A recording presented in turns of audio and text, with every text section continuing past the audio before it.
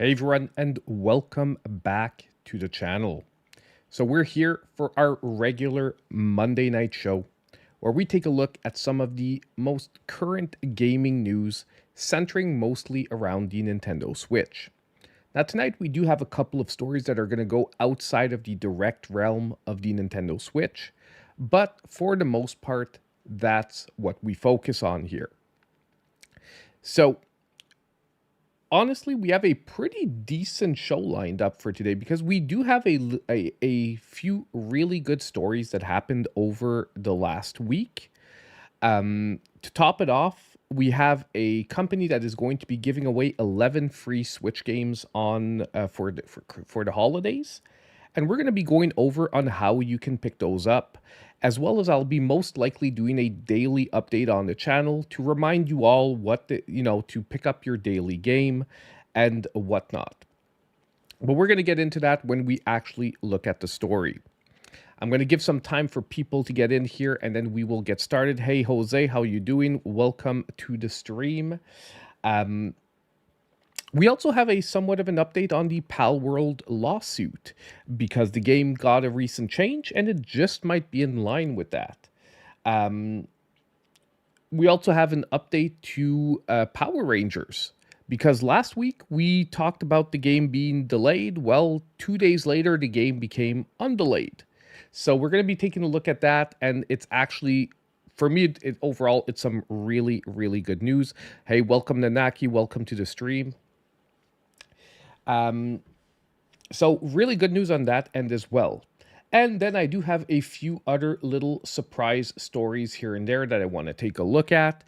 We have an update on the Ubisoft situation, which is a company that, used to be a AAA developer that could do no wrong. And now they're going in a sort of bad direction. And there's a lot of talks about different things happening. So I do want to cover a story that covers that part of it.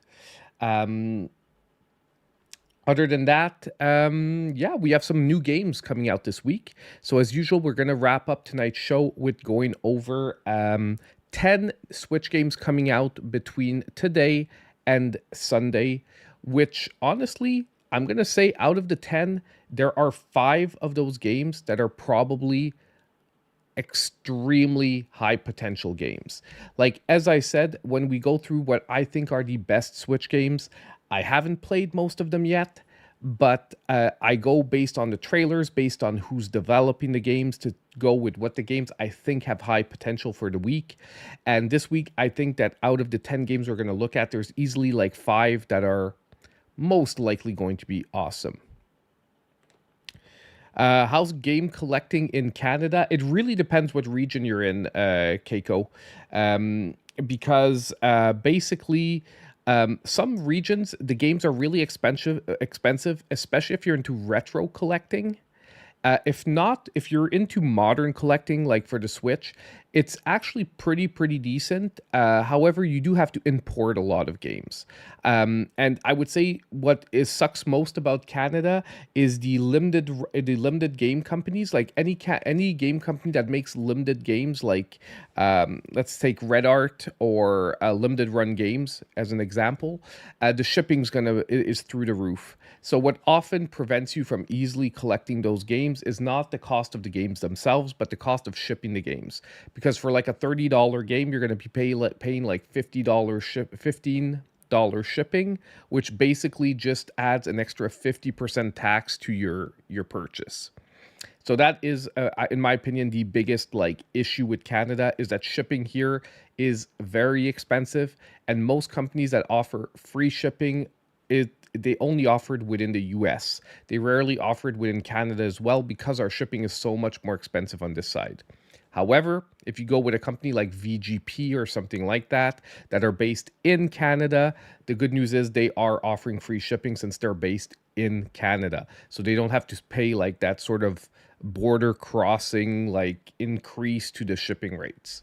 It's still expensive to ship things within Canada, but apparently, I think for businesses, there are some better deals out there with some companies. So, okay. Welcome, Frenchie Mom, Neo Blitz. Welcome, Once Kilos as well. Welcome to the stream, guys. Glad to see you here tonight. By the way, don't forget to hit that like button. The like button really helps the stream get sent out to more people. So if you're here, you're enjoying your time with us, make sure to hit it as soon as possible. It really does help out a lot. Okay, now, you know what? We're going to get into it. We're going to get into it straight out. But we're going to take this easy. I want this to be a chill night tonight. At the same time, I hopefully don't want to end the show too late because we have Power Rangers tomorrow. So if you did not know, I'm going to say this at the beginning of the stream for the people that are here. I'm going to be playing the Power Rangers game tomorrow morning and most likely tomorrow evening after I finish my 9 to 5 job, which is going to be a little bit late. But we are going to be streaming the game in the morning as well as in the evening. So I do want to be able to get up early and jump on that. So we will take a look at that. So we're actually going to start with probably one of the most interesting stories, the 11 free Switch games. So let me just flip my display really quick. Now, for those of you that have been following the channel for a couple of years, this is a promo that does come around pretty much almost every year. It'll probably, I'm aiming towards 9 a.m. Eastern time. 9 a.m. Eastern time is what I'm aiming at. It could be a bit earlier. It could be a bit later. It really just depends when I can get up, get everything set up and whatnot. And it also depends on what time we finish the stream tonight to know so that I have enough sleep to be able to also produce content after that for other stuff. Okay. So, No Gravity Games, as I said, is a developer that every year they do a special holiday giveaway for their games, where if you pick up a game each and every day, all 11 games will be free. The only thing is that it's a chain, meaning that you have to pick up each game every day to have the next game in the chain for free. If you miss a game in the chain, you do have to buy it to sort of restore the chain. But it does mean that if you follow all 11 days, you will get all 11 games absolutely free, including the first game to begin the chain, which you have to sign up to their newsletter. So you just give them an email address, sign up to the newsletter, and you'll be able to get their Pirates game for free. Okay? And basically that starts the chain. And the first game is available today. It's already out. It's already available right now. And actually, I just need to flip my controller here because I'm going to be picking it up myself on the eShop to show you guys that it is absolutely free.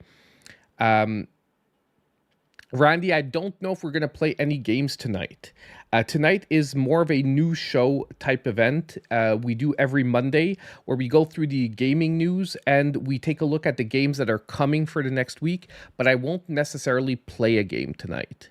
But, you know, I hope you stick around for the stream nonetheless. I generally play games every Friday, and I'm looking at adding another night to the schedule, but that will be probably early 2025. Now, let's jump back into the story. I'm going to make myself a little smaller as well here because I'm going to be too big in most of these trailers. So let's downsize myself a bit. So let's watch. It's a 30-second trailer, but then, like I said, we'll go check it out on the eShop, and I'll show you guys exactly how it works. So let's put this full screen and take a look. Hold a sec. You guys are not getting the audio. That should be fixed now. Let's start it over. Yeah, that should be good.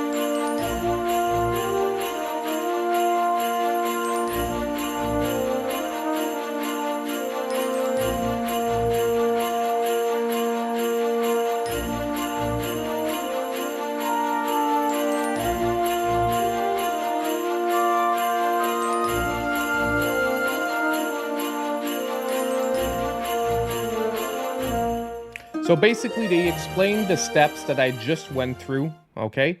And I'll explain it once more as we go through it. But basically, and I will be sharing the website in the description of the stream. Actually, I'll put it in there right away, just for anyone that maybe pops in and wants to check it out as we're looking. At the bottom of the description of the stream, if you guys refresh, it should be appearing pretty soon. I didn't update the links from last week. My bad. And Topaz is gallivanting in front of the camera as usual. So if you guys refresh, the description of the website will be there. But basically, and for this, let's actually drop this for 2 seconds. So normally all you have to do is come here and there will be a pop-up on the screen to sign up to the newsletter. When you sign up to the newsletter, you will get a code for the first free game, which is Pirates Adventure something or another.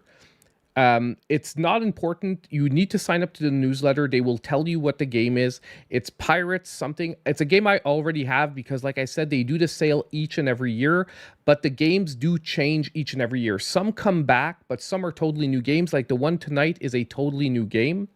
And then you come to their website every day and you can see what game is free for the 24-hour period.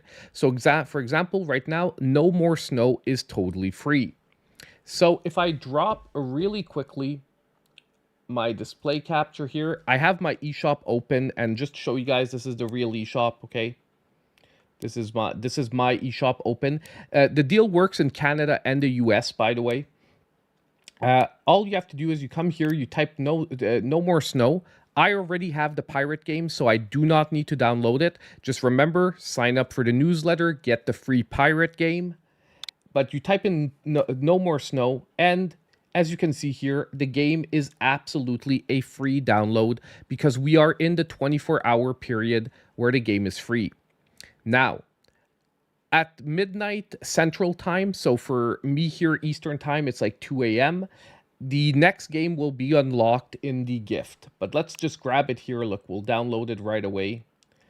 We can do it. Free download. Are you sure? Of course I'm sure. There we go. And we can close the eShop.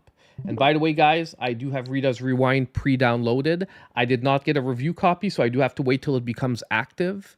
But I'm ready and good to go. We might actually, before we close down the stream, we might try to see if the game has become active or not. But as you can see here, No More Snow is downloading. The game is free. And I'm set up for my next game in the chain. So tomorrow, when I come back, I'm going to look here at the game. I'm going to post it on the channel so you guys all know what the game is. And basically, from there on out, you can start the chain.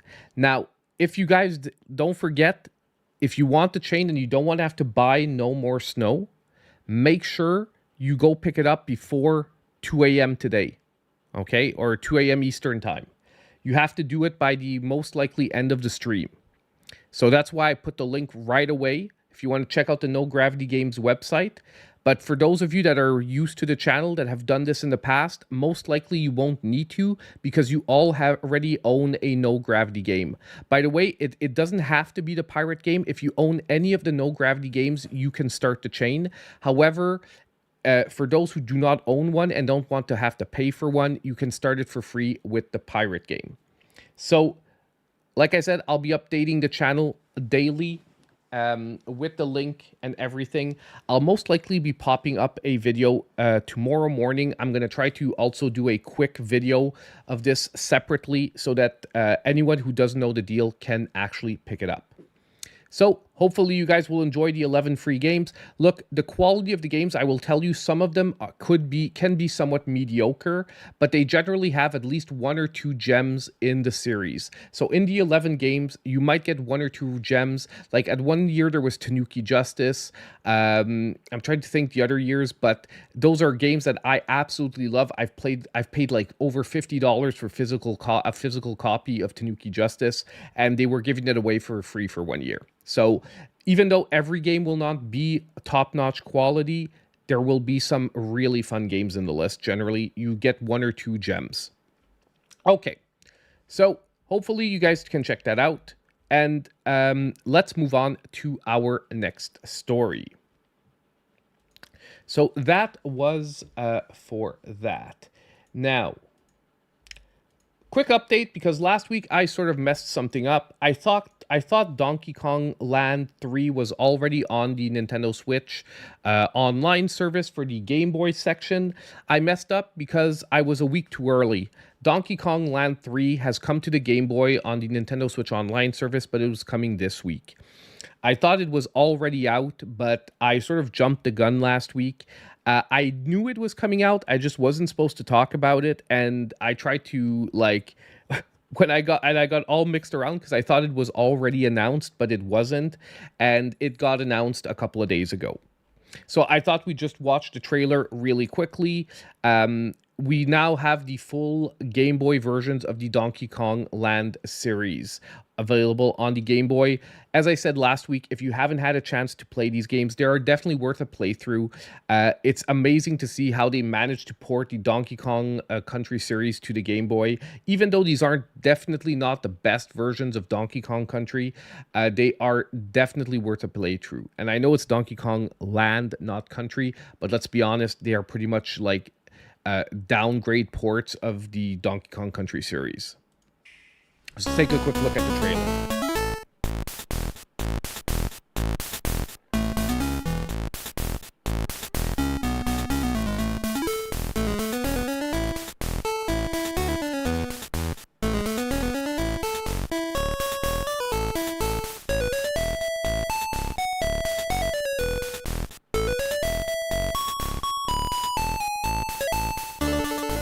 Honestly, there was really good chiptune music in these games.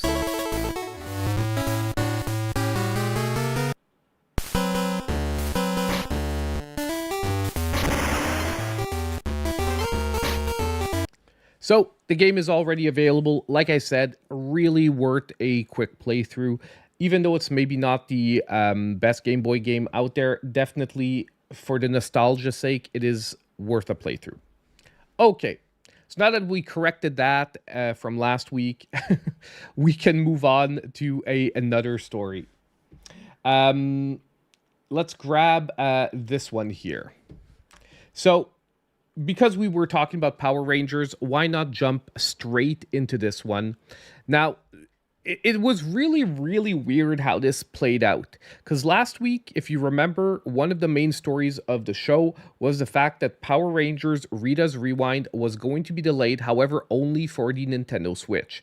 Because the Steam version was going to be coming out tomorrow, and then basically the Power Rangers version, the Switch version was going to be coming out next week. However, good news, 2 days later, they said, never mind. We have an important update for the release of Rita's Rewind. And if we read it really quickly, we've been working hard on Mighty Morphin Power Rangers Rita's Rewind for more than a year now, and the fan response has been incredible. From live demos at conventions to kind words from press previews. We know you can't wait to play on December 10th. Unfortunately, we're facing two issues that will affect our launch plans.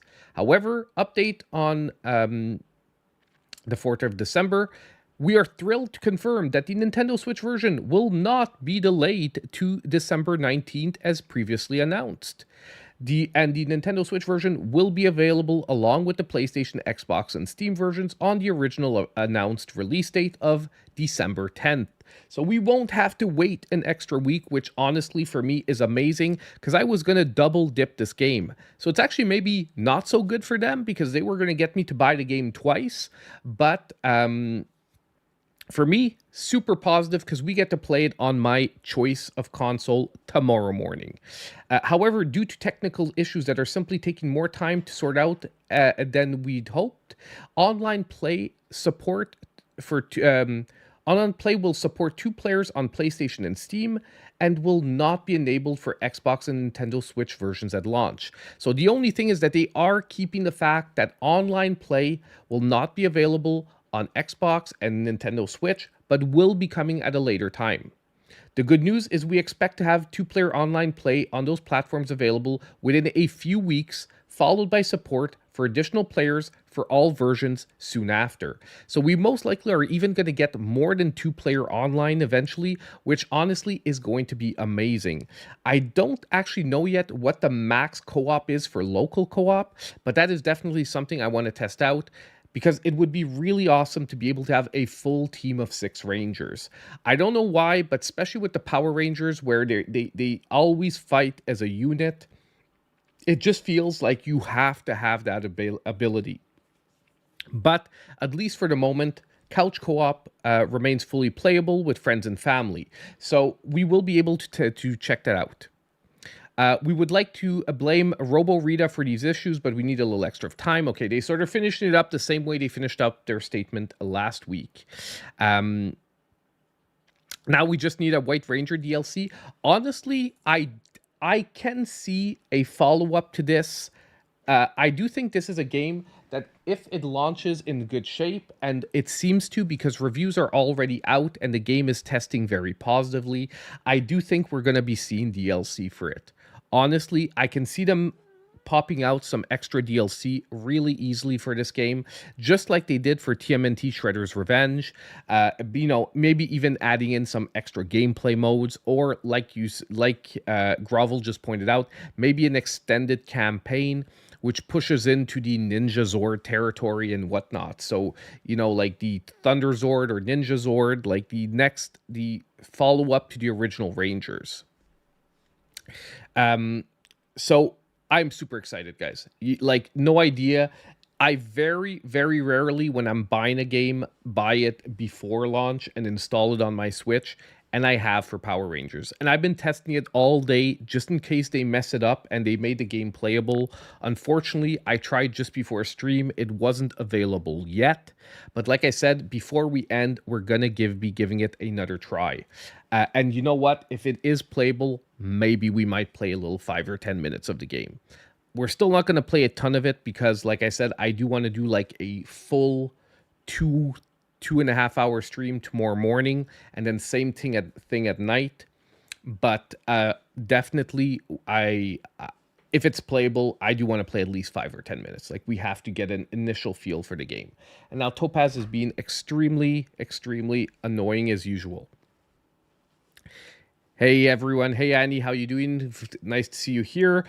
Grovel made it. I was answering his questions. I just want to say hi to a few other people here that I see. Psychosis Media, welcome, my friend. And Das, welcome, man. Yo, Rick, yo, Das, what's up? Okay. So let's positive vibes, awesome information, and we're going to be seeing later when we're going to be looking at the release dates for new games. Our second game that was delayed last week also got a release date, and guess what? It is also this week. So, like I said, it's actually, for a month of December, it's a really good week for indie gaming, especially, or retro indie gaming. It is really, really turning out to be an interesting week. Another little story that I think it was very worthy to highlight: Dragon Quest III HD 2D Remake hits 2 million units shipped and downloaded. Thanks for joining the party. Guys, I'm going to say it, thank you. Thank you. Because we've been bitching and moaning that turn-based RPGs are not dead, that Square Enix needs to reinvest in their original properties and stop trying to turn everything into an action game. Well, they gave us that with remasters of Dragon Quest III, and people showed up. Do you know how big 2 million units sold is for a game like this? Like, I know some people will hear 2 million and they're like, oh, Mario Kart sold like, 60 million. This is nothing. No. For a retro-styled RPG nowadays, like this, even though it's a remake, it still is retro-styled because it is very much like the original gameplay with, a lot of grindy retro things, turn-based combat, but it's selling well. This is a low production cost game. Obviously, it still is Square Enix. Most likely, their production costs are higher than an indie studio. But the fact that this sold 2 million units means that we are speaking with the voice that we want them to hear, that we want more games like this. Now, I'm looking forward to see last week. I have a little blank on the name of the game. If it sold well, the game that was made by the original creator of Final Fantasy that has dioramas as their different environments. Fantasian, Neo something Fantasian. I'm terrible with titles. If this is your first time on the stream, I am a super visual person. I can tell you what the character looks like. I can tell you that she was the thumbnail of like my new Switch games last week. But if you're asking me to tell you the title by heart, I'm terrible at that. But basically, that's another game I hope does very well. And honestly, I don't want them to flood the market with these HD 2D remakes, but if we can get like 1 or 2 a year like this of some of the really retro games, I would be over the moon. Like, can you imagine Chrono Trigger? Chrono Trigger is a game that we've been asking for a remake for years. Could you imagine getting it finally in HD 2D? Oh my God. Like, just the thought of it would be freaking amazing. Look, if this sells 5 million copies, because this is 2 million, like, after, like, what, a month of being released? Not even. If this sells just 5 million, it's going to be an amazing release for probably what was a very low-cost game for them. Oh, I know it's happening. Like, that's why I'm saying, like, I can't wait to see it because it has to be happening. Like, Square Enix has to be looking at this and they're like, okay, Final Fantasy 16 sort of bombed. We're obviously they're not going to recoup like the budget for a game like that with games like this, but they're like, this is very low risk for them with a very decent reward on the other end. But anyway, I am just like glad that the community showed up. People were saying this is what we wanted. They did it. People are buying it. Good job, everyone. I'm not saying Final Fantasy 16 isn't a great game. I'm just saying that they're trying to make a game to cater to an audience that isn't their audience. And we could return to this for a lot of issues. Like, you know, I've talked about this with, you know, like woke designs in the past, which we're not going to get into today at all. But no matter what company you are, no matter what aspect it is, companies have to stop forgetting who their target audience is. And the traditional Square Enix fans that follow the Final Fantasy series follow it for a reason. If you go too far out, you're not going to capture them. Like, if they wanted to make an action game like Final Fantasy 16, they should have done it in a new IP or a different IP. And I think they would have gotten way more fans on board. Why? Because the action fandom out there hear Final Fantasy and they say, oh, that's not my game, it's turn-based. Even though it's not. You understand what I mean? Because you have a whole big portion, they hear Final Fantasy, and they don't even look at the trailer because they're like, oh no, it's Final Fantasy, that's not my thing. You understand? And then you have the whole fan base of Final Fantasy that's like, can't wait to see the trailer, that then say like, not maybe all of them, but I would say a decent portion of them that went like, you know what? This isn't really for me anymore. This isn't why I like Final Fantasy. We'll see. We'll see if the multi-platform can save it. I personally hope it does. Okay, not gonna lie. I hope it does. I just don't think it's gonna hit numbers like the biggest Final Fantasies out there. And the problem is, this game probably had the biggest budget of all Final Fantasy games. So it needs to hit bigger than all the previous Final Fantasy games to be considered a success. Do you understand? It's like the bigger the investment, the more the numbers have to hit for it to be considered a success. Because if you can make a game for 100 million and you can sell 10 million copies of it, even if you make a game for 500 million and you sell like, I don't know, 50 million copies of it, even if you make your money back, you're way better off making that cheaper game that's going to sell better, right? I tend to disagree with you, Grovel. I tend to disagree with you on that. I do think JRPGs are as big as they are before. I just think we get way more JRPGs nowadays. I think the player base is divided, but I mean, look at all the like, look at Persona, look at like all the series they like held to their guns and held to their main focus are generally successful because they held out, they catered to their audience, and they grew their audience with each release rather than trying to split the audience. It's just, to me, like, it's basic marketing.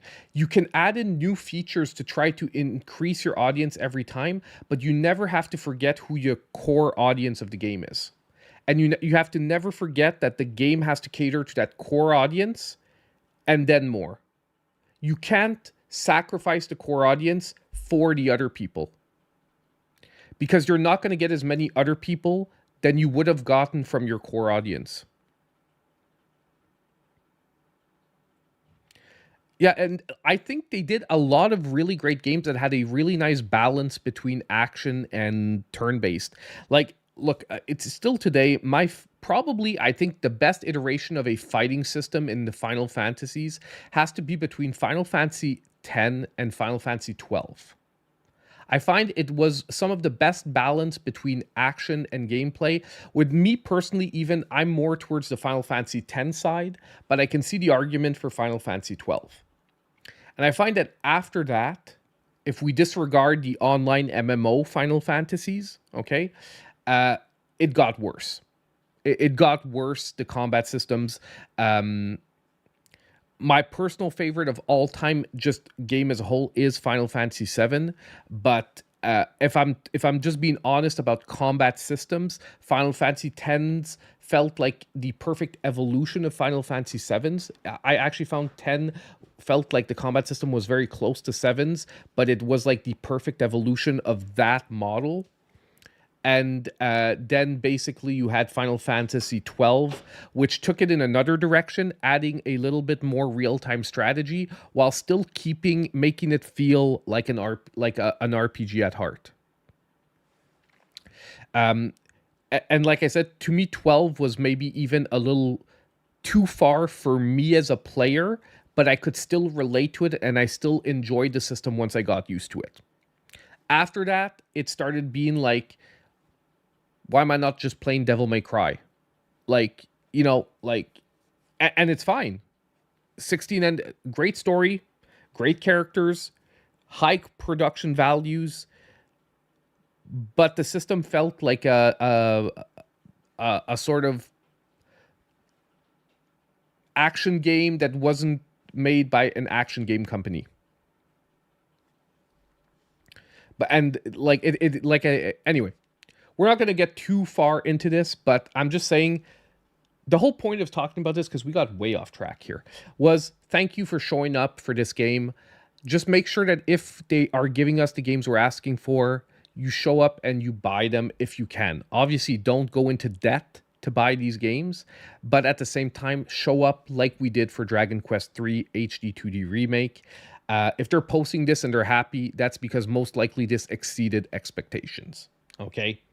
They're not going to say it exceeded expectations, but most likely, and I think they're going to sell a ton of it at Christmas. And I'm glad it survived the whole backlash on the censorship and stuff, even though I don't agree with the censorship that happened. The game nonetheless turned out to be an amazing game, and maybe in the future they'll feel more comfortable to not censor it, because they're like, no, you know what, our core audience shows up, we don't need to give in to those requests. Okay, So let's put this story aside. Okie dokie. Next, let's move on to Ubisoft. So, now this article comes to us here. This is from Nintendo Life, but it was covered in a lot of different places. Ubisoft is reportedly discussing buyout options as talks of going private continue. Now, we're going to talk a bit about this. I'm going to say a lot of people are doom and gloom about this.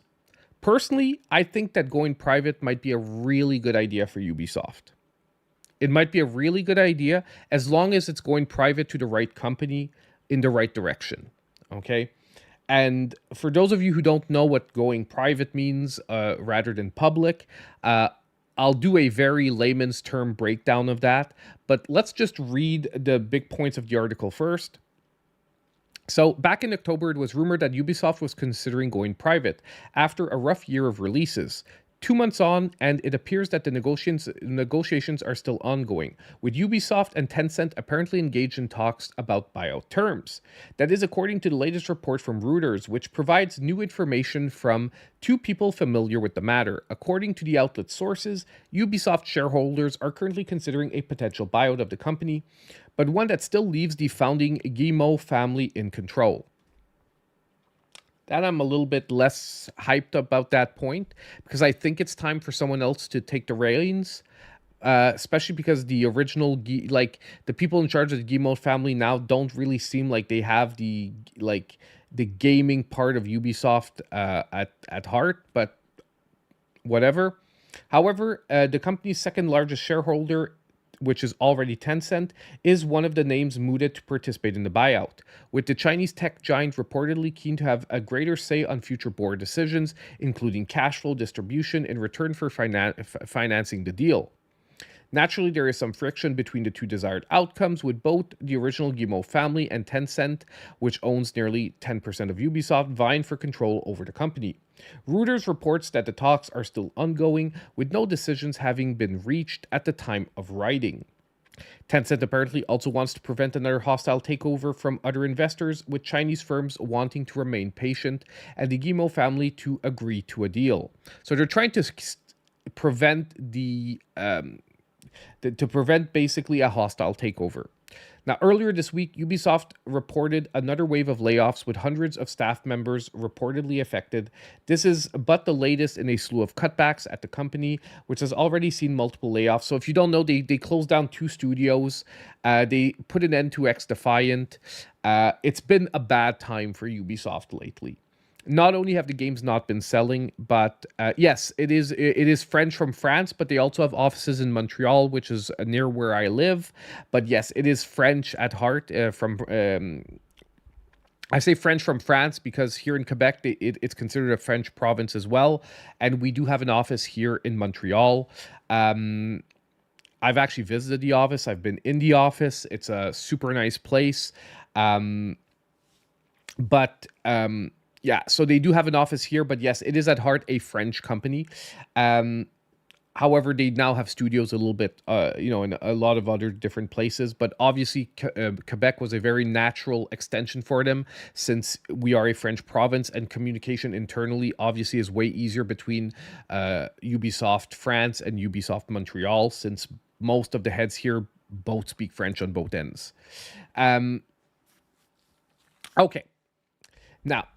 Just so you guys can understand, for anyone out there that doesn't, and I know some of you just don't need this explanation, but just in case you don't understand the whole public versus private thing, when you're a public traded company, that basically means your stocks are available on the different, like you can buy their stocks from stockbrokers on the stock market. What that means is that anyone can buy a part of the company and become a part owner. So tomorrow morning, you can go buy stocks of Ubisoft and you can own a certain percentage of Ubisoft.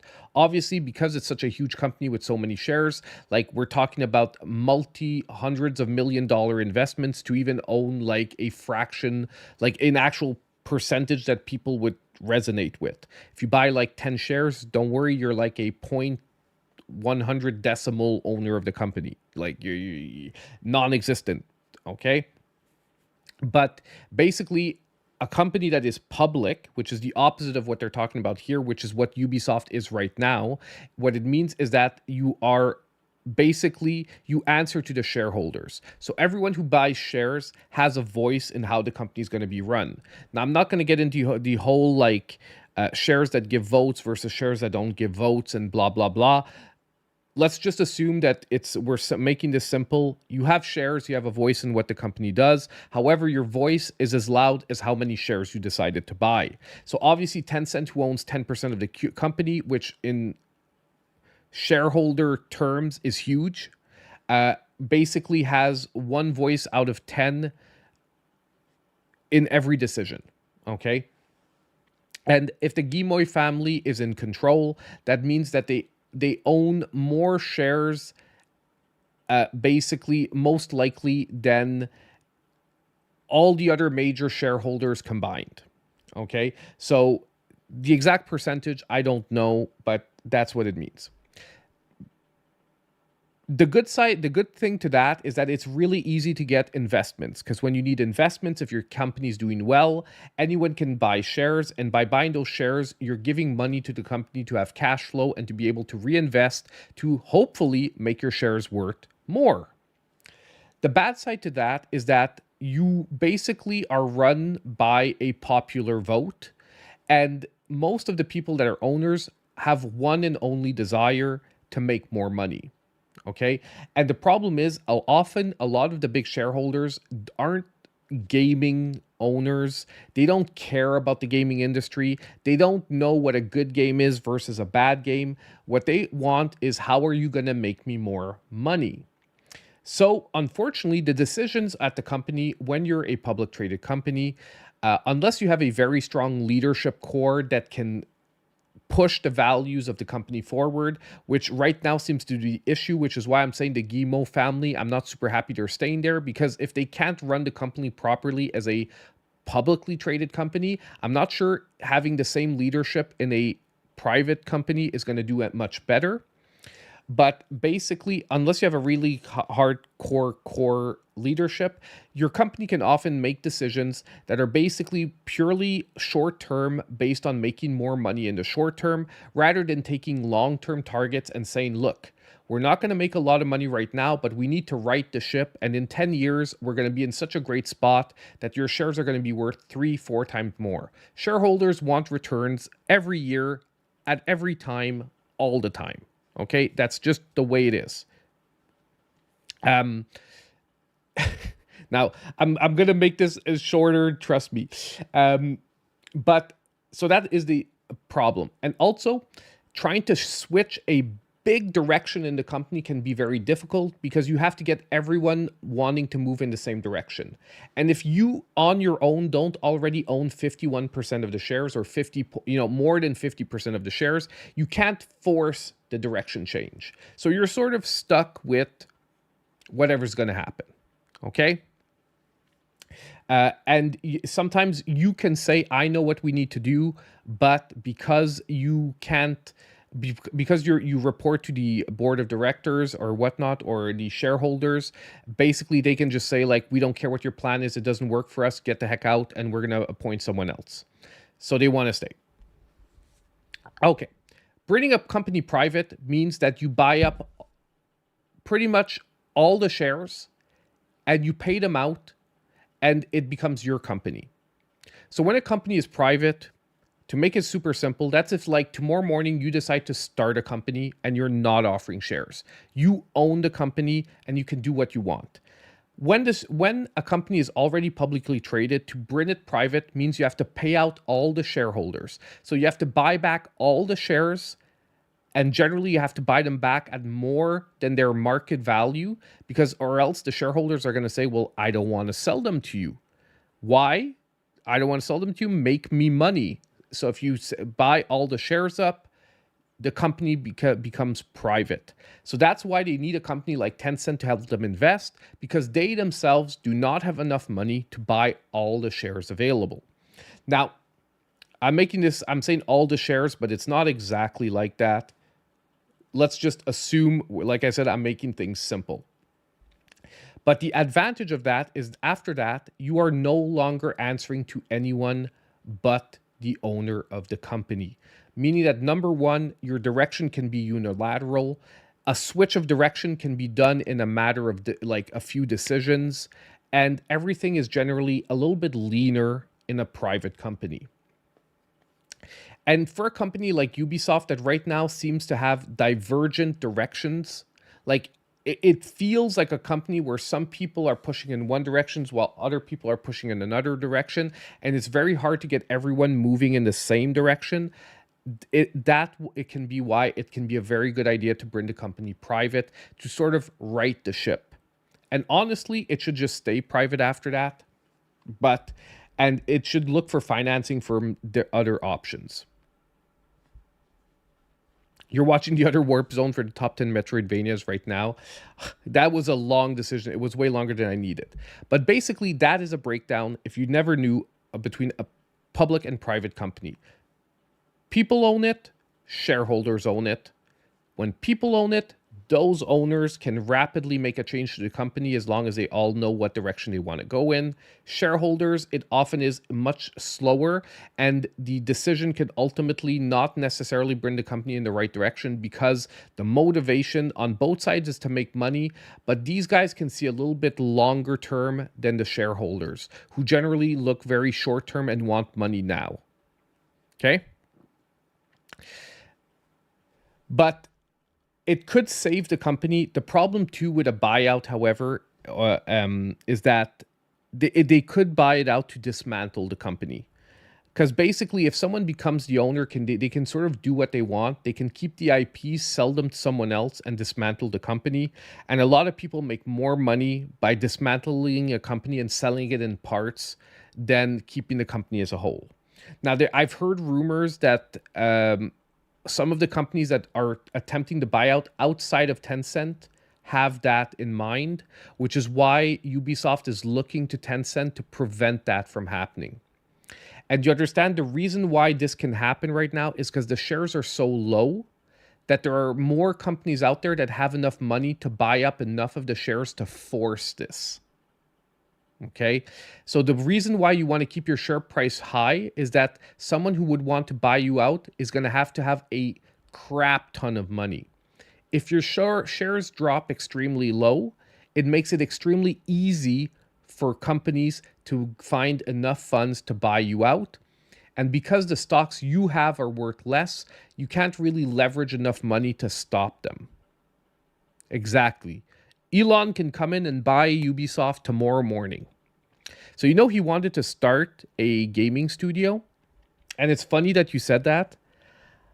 Part of me is wondering if one of the companies that want to buy is Ubisoft, because Elon last week tweeted that he wanted to start a gaming company. Wouldn't it be crazy if Elon is one of the people trying to buy Ubisoft right now, and that he is the one that was going to chop it up, lean it out, keep the IPs, and basically make his own gaming company out of Ubisoft? Now that's really crazy. Now, if that happens, remember where you guys heard it first. Remember where you heard it first. And I honestly, when I put those two things together last week, it's so funny, Champ, that you said Elon, because I was getting to that. I was actually, I heard Elon tweet that. I saw that Ubisoft is trying to fight off a possible like hostile takeover, and they're looking to Tencent, and I'm like, is it really a coincidence that both these things are being announced like a day apart?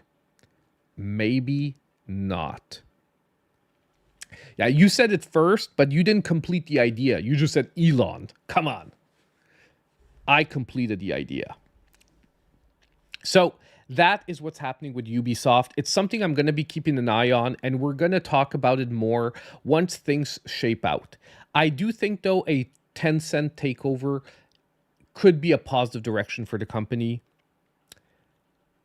But, Tencent is starting to own a lot of big companies, so it is worrisome. But look what they did with FromSoft. They're major holders of FromSoft, and look, FromSoft, they're letting them do their thing. They're making them money, and they're like, guys, it's all good. So it doesn't mean that they're an evil corporation that is going to keep that's going to ruin everything. But we are definitely going to be keeping an eye on this. If they come back, first thing, they have to restore Prince of Persia. They have to give us the sequel to The Lost Crown that was canceled for the moment. Because, dude, if you don't do that, I will hate you forever. Okie doke. So, hopefully that sheds a little bit of light on the Ubisoft situation and helps you guys understand a little bit more what's going on. Now, we have one last story to look at before we get to our new game section. I told you guys I was going to keep this lean tonight, unidirectional. We're still going deep into the stories. We're still talking it up, but I did want to keep things leaner. And once again, it comes to us from Nintendo Life, so shout outs to them. They have a great site. They put things together, and I love using them for visual support when I'm talking about these stories because they really put things together in a nice fashion. Like I said, after the stream, I will be linking the other stuff here if you want to check it out for yourself. But honestly, love their channel. I still watch their stuff today. Okay. So, if you guys don't know, Nintendo filed a lawsuit against Palworld. They are suing them for three different counts of patent infringement, where Nintendo says they own the game mechanics that basically Palworld are using. Well, we got a major update to PAL today. In a major update that actually hit just today, you can no longer summon your pals by throwing your sphere out. Because if you guys didn't know, if you haven't played Palworld, catching a pal and summoning a pal was almost done in the exact same fashion as you catch and you summon a Pokemon. So basically, you throw a ball at the pal, it falls on the ground, it goes click, click, click, and if it clicks enough times, you catch the pal. When you want to throw it out, you throw the ball out, it hits the ground, the pal comes out. Well, from now on out, you no longer summon pals by throwing balls. Now your pals just summon automatically near you without you actually throwing a ball. Now, if you know, this is most likely a direct result of one of the counts of patent infringement that Nintendo is accusing Palworld of. Now, people are like, oh, that's it. Palworld's giving up. I don't think so. And I think not at all. Even I would say it's the complete opposite. And I'll explain to you how I see it. I'm not a lawyer, but, I do delve. The law and all that stuff is a passion of mine.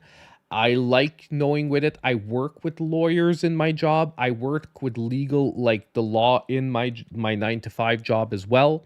So although I'm not a lawyer, like there are some basic principles that generally reflect. However, what I will say is I'm definitely not very knowledgeable about Japanese law. And Nintendo is suing Palworld, not in North America, but in Japan. Why? Because in North America, this would never work.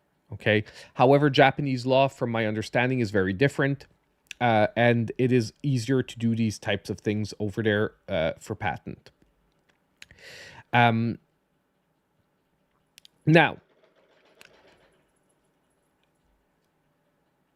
to start this out,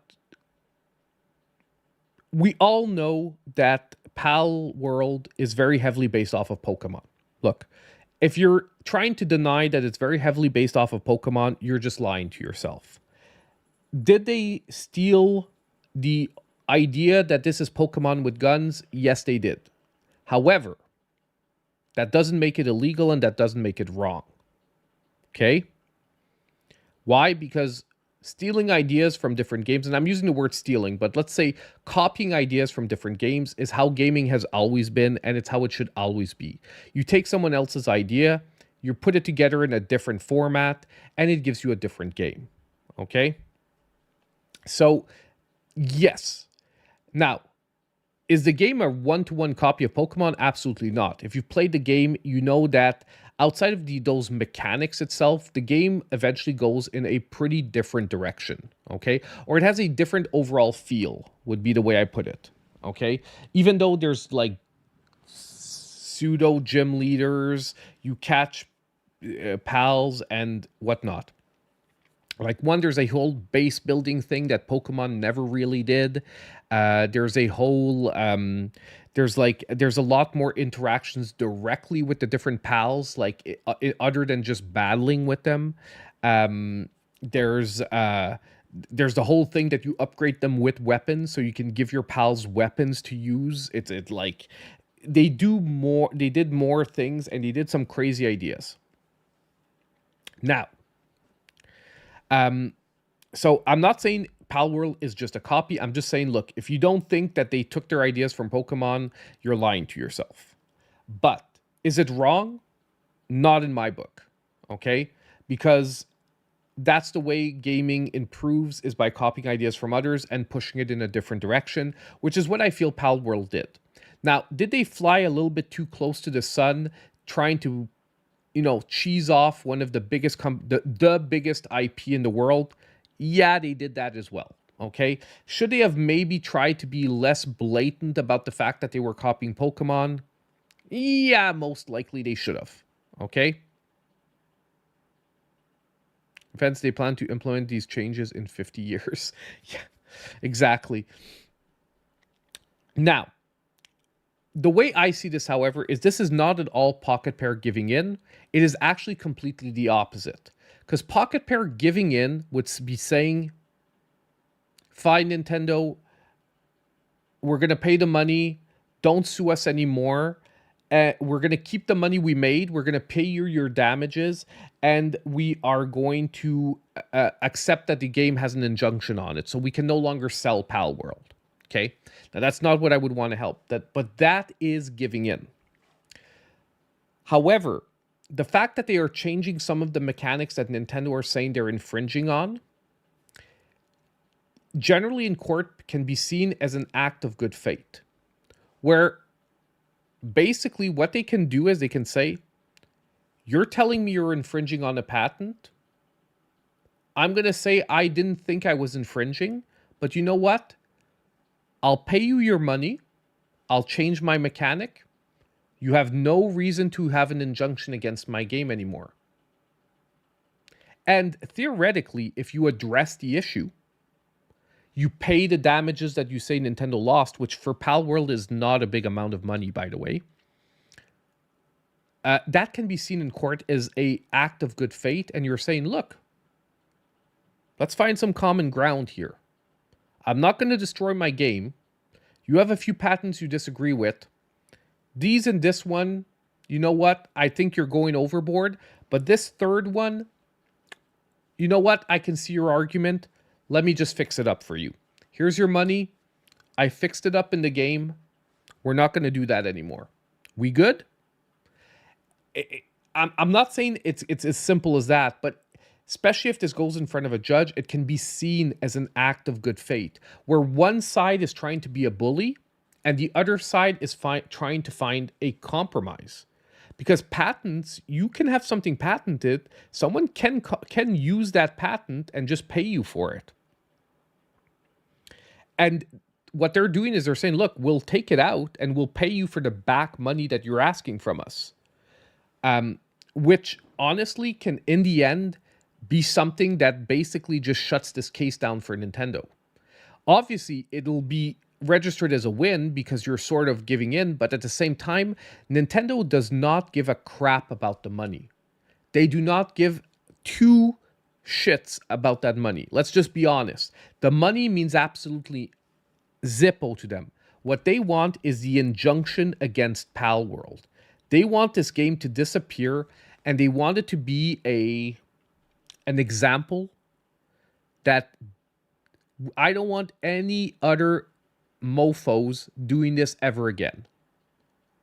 However, Palworld is saying, you know what?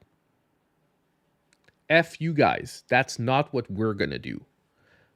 You know what? You think you can just show up and say our game is dead? Forget it. you know what? Our game is way better than your shitty mechanics. We can do it without it. Exactly. Palworld can survive easily. No one's going to stop playing Palworld because you don't throw a sphere anymore to make your pal come out. No one today is like, "Oh, refund. I'm not throwing a sphere anymore." And you know what? They can even come up with a really more a different mechanic for doing it that can feel just as awesome, that can be in no way construed as throwing a ball to have the pal come out. To me, this feels like an easy, quick fix that they're doing. And most likely, maybe in the future, they're going to come back with something even more specific. And what I find actually really funny here is that if you look at Nintendo's patent, it really is throwing a sphere, something coming out of it is their patent here, okay? What I find really, really funny is, does Nintendo think no one ever had this idea of throwing a ball and having something come out of it? Because I'm very sorry, if you've ever watched original Dragon Ball, the Capsule Corporation was all based around these capsules that you would click on the button, throw the capsule, and a house would pop out, or a motorcycle would pop out, or a car would pop out.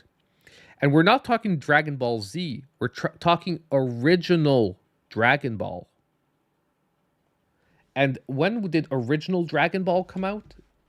Let me just see. Dragon Ball manga release date. 85. That was 8 years before. Quick Google search is telling me 85. If it's 70s, look, I'll listen to you. But let's just roll with 85 because it doesn't matter. My point is that it is way before 93, which is when the first Pokemon game came out. So Dragon Ball has been around since 1985, and you could argue that they stole the idea of Pokemon balls from capsules from Capsule Corporation. Is it 96? I could have messed up the year. My bad. Pokemon Red. 96. You're right. You're right. Messed it up. My bad. My bad. It was 96. But basically, you get what I'm saying is that I'm sure, and this is just me from my memory quickly, something that looks like throwing a ball and something popping out. And I mean, you could argue it's not gaming media, but it's the same mechanic. And, like, anyway, I'm just saying Nintendo's being petty with these things. They always are with these things, but honestly, it's painting them in a bad light, and it makes them look like they're worried about the game. They should have just said, look, you know what? We don't give a crap. Our next Pokemon is going to blow you guys out of the water. But I'm worried now that their next Pokemon game is not going to blow them out of the water. So you know what? Right now, the more Nintendo goes after Palworld, the more I'm scared that the next Pokemon game isn't going to be that much better than the last one. And they're worried that Palworld is going to make them look bad. And that's the message I find that they're sending to people who are maybe, like the real critics, like the people that really know the industry. And I'm not talking only about influencers and YouTubers and whatnot. I'm talking about real gamers. Are you guys getting that feeling? That they're going after Palworld so hard that basically they're scared of where Palworld's going and they think that that Pokemon can't compete? Because let's be honest, Pokemon could just throw so much money at the next game that they make Palworld look like a freaking joke. Like, they hire whoever did the visuals for freaking the Xenosaga games. Because let's be honest. If Pokemon looked like like the Xenosaga games, like no one would be giving a crap. And the Switch can handle those graphics. It's just basically, Game Freak is having some issues getting that working properly. And you could argue that Xenosaga towards the end of the games is pretty much open worldy. So it's not only about the fact that it's open world. So either way, I'm just saying, to me, they should just like they should just move on. Oh, I agree with you there, Needless Dragon. The most money from Pokemon they don't make directly from the games. That you are totally right. They make from merchandising. They make from licensing. They make. You're not gonna argue with me there. But that's why I'm saying that, like, why are they caring about this other company that like is making a game that is close to their game when they can just crush them and like bank on their IPs? Like, I don't see anyone who's a Pokemon fan saying, hey, can you buy me that plushie of what's the one that looks like Charmander or Charizard? I know there's one that looks like Charizard, but like no one's gonna say, hey, give me the Palworld version of it. They're gonna want the Pokemon version. And real Pokemon fans are going to know if you get a PAL instead of a Pokemon. Like, even if they're close, like, fans are going to know the difference. Yeah, but what's the PAL version of Charmander? There's one Charizard. Charizard and Charmander, there's a PAL that looks like them, but a different color. Anyway. Okay.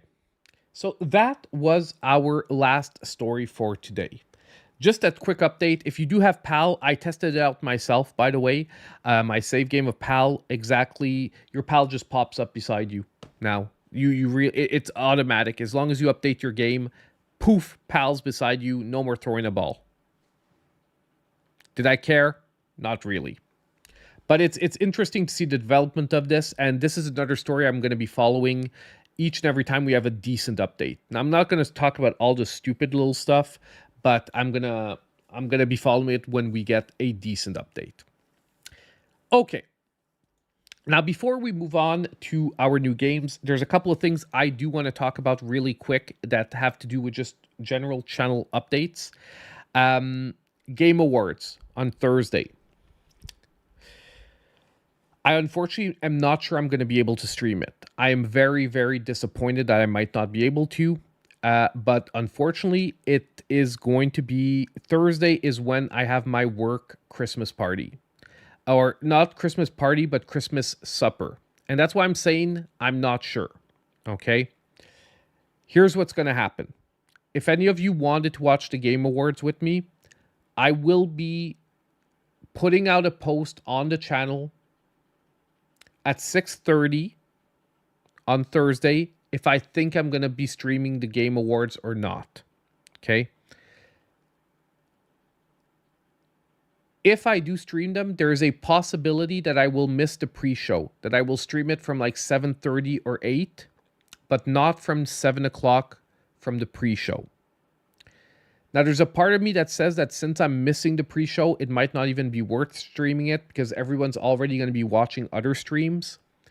But I can't promise it because it really is going to depend on how that Christmas supper goes. I can't really leave like before most other people have left because of like where I am in, my positioning in the team. Like, I just can't be the first person to leave. However, like, our supper starts at 5:30 and the Game Awards for me start, like, the pre-show starts at 7.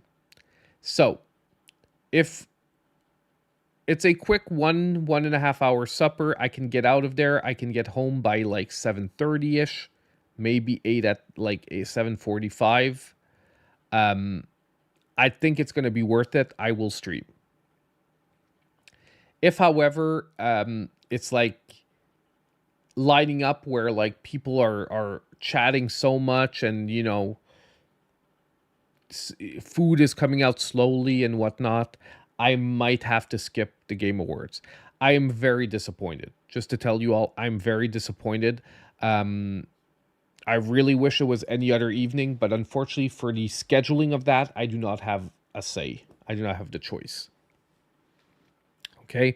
But I will keep you guys updated. So if you guys did want to watch it with me, make sure to check out the channel community section at 6:30 on Thursday, and there should be a post there that says going live around this time, or that says, sorry guys, I'm missing the Game Awards, but I'll try to do a sort of commentary video the next day. Okay? So,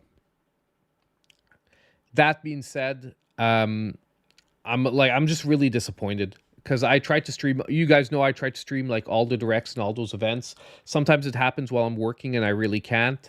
This one I was like super excited because it was definitely going to be after work hours, and then I get that scheduling event happen. Okay. Before we also move on to the new games, oh no, it's 11:55. We're going to do it after the new games. I was going to be like, let's test out Power Rangers. But no, it's 11:55, and it's guaranteed that even though... I'm going to be honest with you guys, I don't think it's going to work though, because if it is midnight, I think it's going to be 3 a.m. for me, because I think it's going to be midnight West Coast midnight. Or it will be like a random hour between like 9 a.m. or 12 tomorrow. If it's 12 tomorrow, I'm going to be super pissed, because that means that we can't play it in the morning. But the likelihood of that, in my opinion, is very low, since you can actually pre-order the game. Okay, I think it's pretty low that it's going to be, or like it's going to be like 12 tomorrow. I think at worst it's going to be like 6 a.m. Pacific time. I think that would be the latest they would make it available. Oakley Dokely. So if you guys don't know, we're going to switch into the new Switch games coming out this week. I always do a little intro because this section I'm going to publish as a separate video tomorrow. So the next little part, I know it's going to be weird for a stream, but I'm going to do a little intro for the video, and I'm going to be doing an outro at the end. So when I say, hope I'll see you in the next video for the first time, don't panic. It's not the end of the stream. We're still going to have a few minutes left. Okay?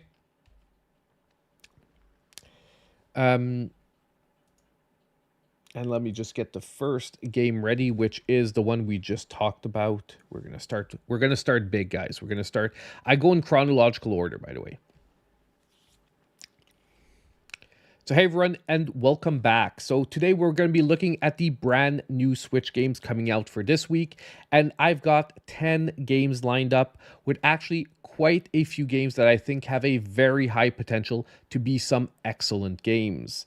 So just as usual, a quick warning: if any of the trailers do get muted, that is simply for copyright reasons, and you can always watch the full things yourself on YouTube. So now let's jump in. Little intro stuff. Okie doke.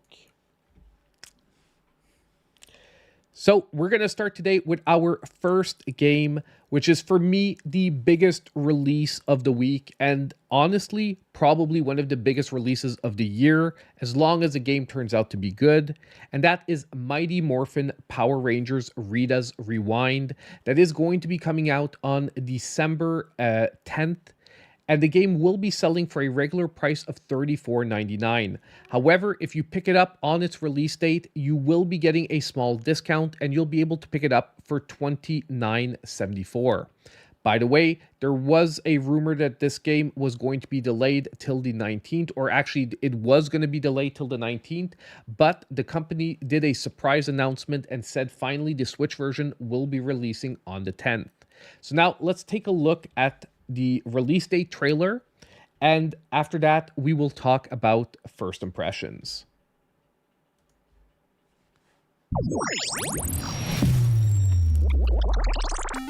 Yeah, really great news that it's not delayed. I am super pumped for that.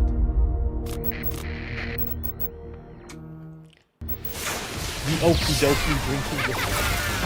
I'll destroy you all! Are you there, Rangers? I love that it's the Rangers, original can you theme hear too. me? It's forfeit time! Yeah, let's do this, team! Take that! Go Power Rangers!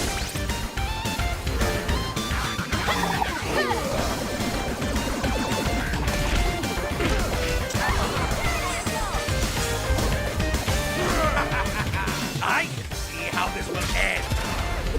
Woo! Joining the party!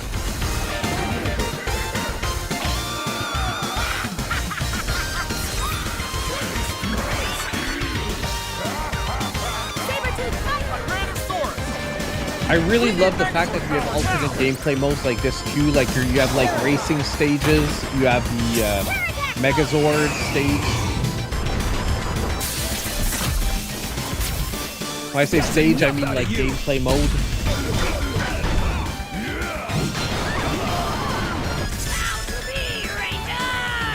And yes sir, we have Tommy showing up there at the end. So that is Mighty Morphin Power Rangers Rita's Rewind. So it is a retro-styled beat-em-up game, very much in the style of Shredder's Revenge, or Scott Pilgrim vs. the World would be another reference. To answer the question, because someone did ask, is the online play still delayed? Yes, it will still be delayed. However, they said it should be about 2 to 3 weeks to get the online play working for Nintendo Switch. However, the full game will be playable as well as local co-op for up to 2 players. It's even possible that you can play with more than 2 players in local co-op. I'm going to be confirming that as soon as I get my hands on the game myself. And as I said, good news, the Green Ranger is going to be unlockable in the game. So super hyped for this one. Really, really hoping that it turns out to be great. This could be one of the top games for me for the whole year, like I said. Okay. Next, let's move on to our second game, because this one is a given that most likely it's going to be pretty freaking amazing. But our second game is equally one that I'm very much looking forward to, however, maybe not quite as much as Power Rangers, and that is Legacy of Kain Soul Reaver 1 and 2 Remastered. Now, this game is also releasing tomorrow on December 10th, or today if you're watching the video on Tuesday, and it will be selling for $29.99.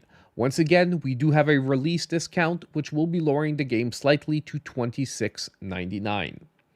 Now, if you don't know, this is a remaster of 2 games that appeared on the original PlayStation, I feel like saying. I know the first one appeared on the original PlayStation, little blank about the second one, but either way, these are basically 3D action platformers that follow up the Legacy of Kain games that were a top-down sort of Diablo-style game at the origin. It follows also the story of a different main character, and honestly, just for the story itself, these are amazing games. And I'm really looking forward to actually trying them again, because the remasters look like it will actually solve most of the issues the original games had, which was for things being a little bit low res and looking too similar in some areas. But now let's take a look at the trailer, and once again, first impressions after. I really hope we get the original Legacy of Kain one day too. Here we are, finally. I knew your every intention before you did. Enlighten me. So Raziel is the character you're playing as. You have Kain released a multitude of horrors of this world. Kain is the bad guy here. You have strayed from your purpose, and now behold the result.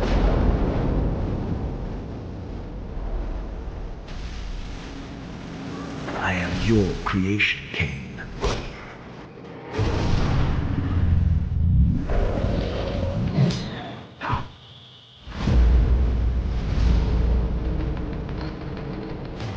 That these remasters look very high quality. Like honestly, the res looks so much better. You have always been and will always be my soul reaver. There are fates worse than death, Razier. Okay. So honestly, if you guys like deep storylines, if you like dark storylines, uh these are amazing games. And like I said, I do hope we eventually get the original Legacy of Kain. But after the stream, if you guys want, I can dive a little bit into the original Legacy of Kain storyline because I love these games. I played a crap ton of them, especially the original one, because the storyline was just so good. But I definitely think this one, as long as the performance issues on Switch are good, these are going to be excellent pickups. That is the only little sort of worry I have here, is that Aspire, although they do some good work, they have had some performance issues on the Switch with their other releases. And sometimes like Knights of the Old Republic 2, it took them a while to patch it up and get it all fixed up on the Switch. I'm just hoping these games release in good shape tomorrow on the Switch from day one. But yes, it is a totally different type of game than the original Legacy of Kain. But like I said, these are nonetheless, just for the storyline and the gameplay, they are their own thing, and they are excellent as well. Very excited for this release. Definitely one you should check out. And especially that you're getting a 2-pack for $30. $30 sounds like a lot, but you're getting a 2-pack of games that were AAA games when they originally came out. Okay, so it is actually a way better deal than we get on a lot of other collections and games. Okay, so we have Legacy of Kain Soul Reaver on the 10th. Now next, we have another game releasing on December 10th, which is going to be Taito Milestones 3, that is going to be releasing for $39.99 on December 10th. Once again, there is a slight discount available for release, dropping it to $35.99. Now, I'm going to say, this is one of the best Taito Milestone games so far. Like, this is the third one. This is actually my favorite compilation of these games. But we're going to be talking about the price after this, because my biggest gripe with this collection is the pricing here. But let's take a look at the trailer first, then let's talk about the games. So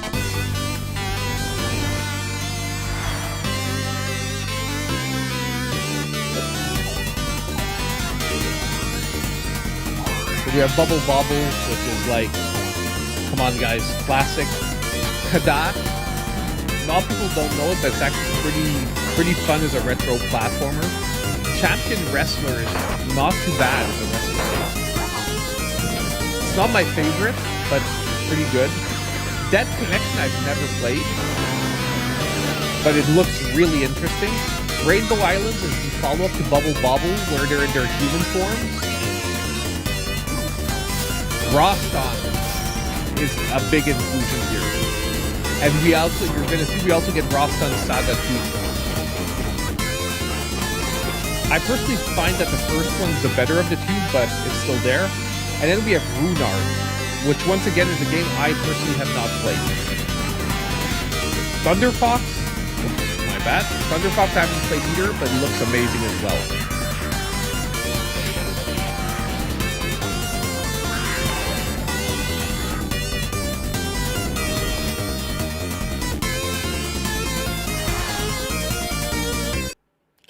So there we have it. By the way, welcome to the channel supporters, Asphalt King. Thank you so much. Welcome, my friend. Okay, so Taito Milestones. Look, out of the Taito Milestone collections, this is the best one, in my opinion. Like, there's a lot of really good games here. My problem here is the price tag. If we calculate all the games, Bubble Bobble, Rainbow Islands, Rastan Saga 1, Rastan Saga 2, Dead Connection, Championship Wrestler, Runark, Warrior Blade, and Thunder Fox, that's 9 games for $40. But these are retro games. That's too expensive. I'll just say it right out. Sometimes I say, hey, it could be too expensive. This is too expensive. If you're getting the physical edition, okay.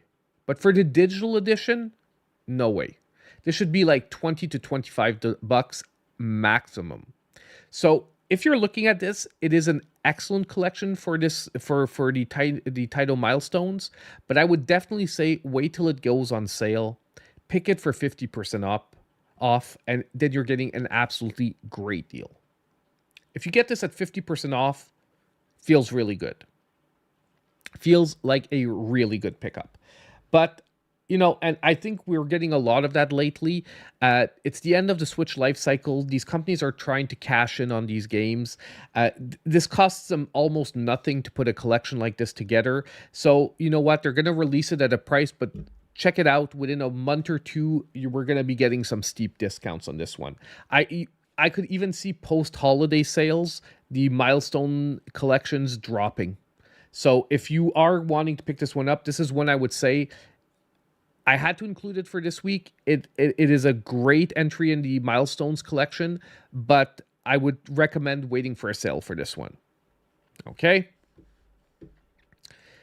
Let's move on. So we are now jumping out of December 10th and we are moving over to December 12th.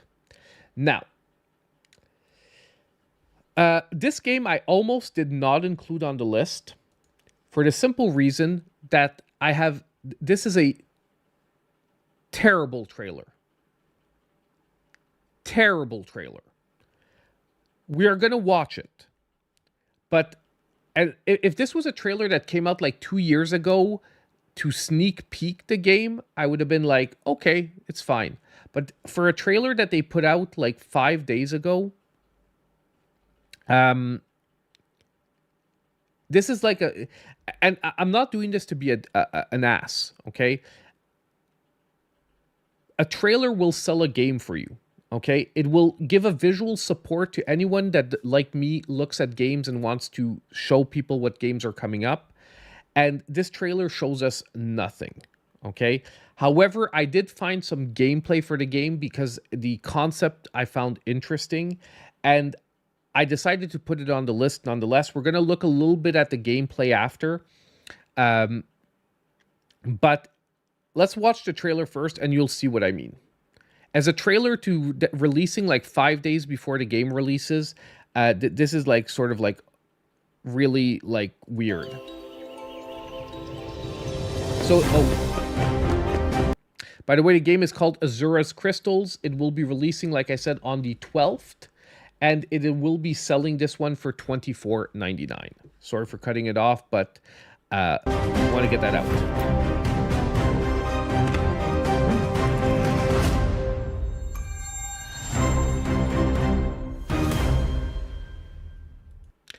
There we go, guys. So do you have an idea what the gameplay looks like? Do you have an idea like what we're doing in the game? No. Okay. So this is what I mean by the trailer being awful, because it finishes like this, okay? It's just this, and you have coming soon in 2024. Let me just grab the gameplay really quick, okay? Well, that's what's really weird is all the gameplay 8 minutes in has no combat in it. So I'm going to place it like here-ish. It looks like an exploration game with crafting, okay? So you play as this young girl, and from the gameplay that I've found so far is you have a mentor or a teacher who brings you to different areas, and then you basically have to go around solving puzzles and collecting materials to then craft different items. Like he will tell you what you need to find, and then you'll have to go out and find the items to craft what you need. Now, the visuals seem very interesting. The concept itself looks very interesting. However, I really would have liked to see a full trailer to know what the game's going to offer overall. Because obviously this is the first like 8 minutes of the game. Is there combat? Maybe, but we don't see any in the first 8 minutes. Okay, so what I would like to see, this is just sort of message out there. A trailer is super important for selling your game, and make sure that in your trailer we can see all the different aspects of the gameplay. As a teaser showing just like intro scene like they did is fine, But when the game's 4 or 5 days out, we need to know what it's all about. So basically, I'm not gonna we're not gonna watch, like I said, 8 minutes of it because it's gonna be weird. But it's pretty much this. I watched the 8 minutes, and you can set up a camp. So there's almost like little Monster Hunter type scenarios you can do. But it's basically seems to be very adventure and exploration focused. And you know what? I actually find this super interesting. You just crafted an axe. Honestly, I can see potential here, but definitely this one, wait till someone does a review or we get a full idea of what the gameplay looks like. But I did want to include it on the list because I found the visuals and the concept interesting enough that I had to take a few minutes to talk about it. And also as sort of a lesson of what not to do for game trailers. Okay, next we're going to move on to, once again, December 12th. With Victory Heat Rally coming to us from Playtonic, and this game is going to be selling for $24.99. Now, this is a racing game. I'm loving the visuals, and I'm loving what it seems to be offering. Let's take a look at the trailer, then we'll talk about it. Try not to blink. I'm pretty sure we saw this in like a Nintendo Direct or somewhere. Because when I saw the trailer, I'm like, I saw this before.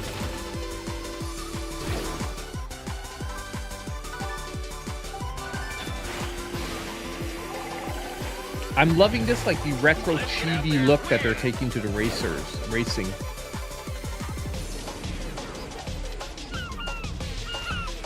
You're gonna need an energy pretzel to keep up with all this excitement. Yes, stunt race effects vibes. Yes, Canadian chick, you are right. Holy smokes! But done with pixel art. That was awesome! Yeah, some micro machines too I can see in there. You're right, and they look the format of the vehicles look like micro machines. Ooh, you're in for a treat. Welcome to Victory Heat Rally. And you know, Playtonics does a lot of games for IPs sometimes.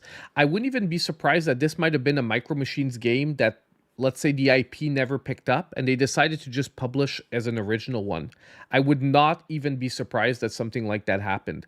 But honestly, I'm loving this. I'm loving this visual. Price-wise at $24.99, however, we're looking at, pretty high for the indie scale.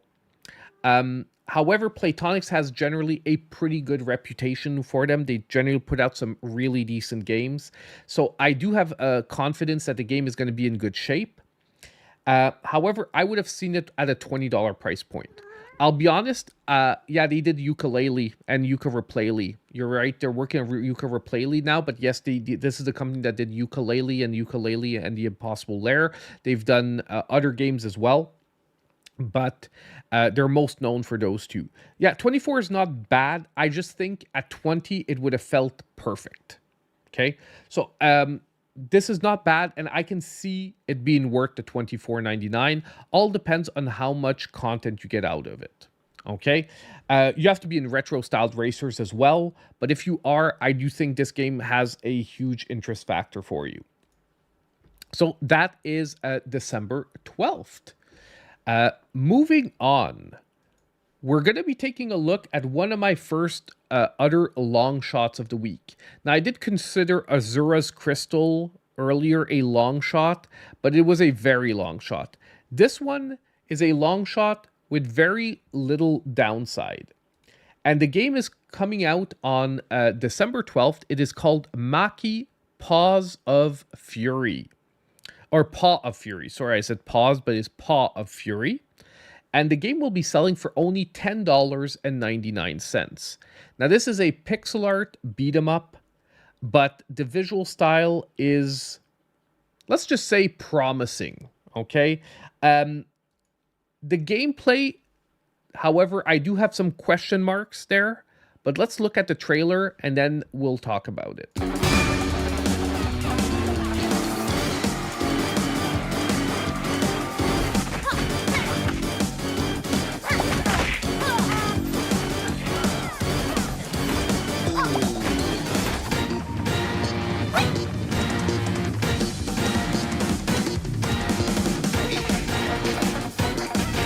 No problem, Psychosis. Have a great one. Thanks for stopping by.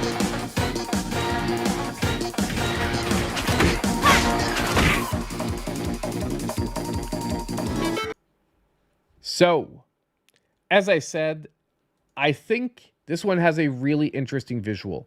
Now, there are a few animations that did look a little choppy, and I'm not exactly sure how the hitboxes are going to work. Because some of the hitboxes, too, did look wonky at some time during the combat. I think it was here. Yeah, like here they looked a little bit wonky. But I think the visual style is extremely promising. And the fact that it's a budget $11 price point is probably one of the factors here where I'm like, if this turns out to be even a decently fun beat 'em up, without being revolutionary or anything crazy, the visual style with just solid mechanics are going to make this a game that is really worth picking up for some fun during the holidays. And it's maybe even going to be, a game that I'm going to be suggesting on a regular basis. But if the gameplay doesn't hold up, we could have an issue here. And Red Deer Games have sponsored this channel in the past. This is not sponsored in any way, by the way.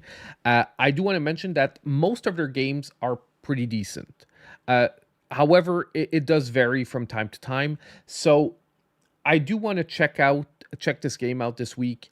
If it turns out to be good, I do love the art style here. Look, the character designs and the art style are top notch. They're going furry heavy here, very, very furry heavy. But I do think at the same time they're doing it in a way that no one else is doing. Okay. I'm not going to put the music on again because if it gets copyrighted, that's going to be a second time that it's going to be copyrighted. And I have a feeling that it could be. Okay? So sorry about that, my man, but you can watch it in the replay. Okay? Next, we're going to be moving to December 13th with Chernobylite, the Complete Edition. Now, this is another game that I have a big question mark for. And I'm worried about the performance. But it also has an interesting concept to it. It is a first-person survival game. This game will be releasing on, like I said, on December 13th, and it will be selling for $29.99. So let's take a look at the trailer, then let's talk about it.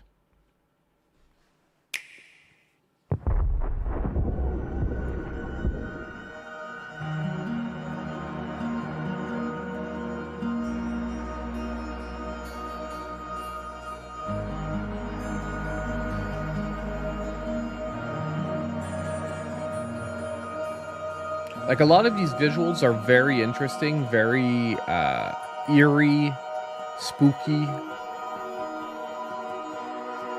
So it says lurk in the shadows or engage in combat. So you seem to have you can take a stealth approach or a combat approach. There's crafting for tools and weapons and equipment. A lot of customization to your weapons. That looks actually pretty cool.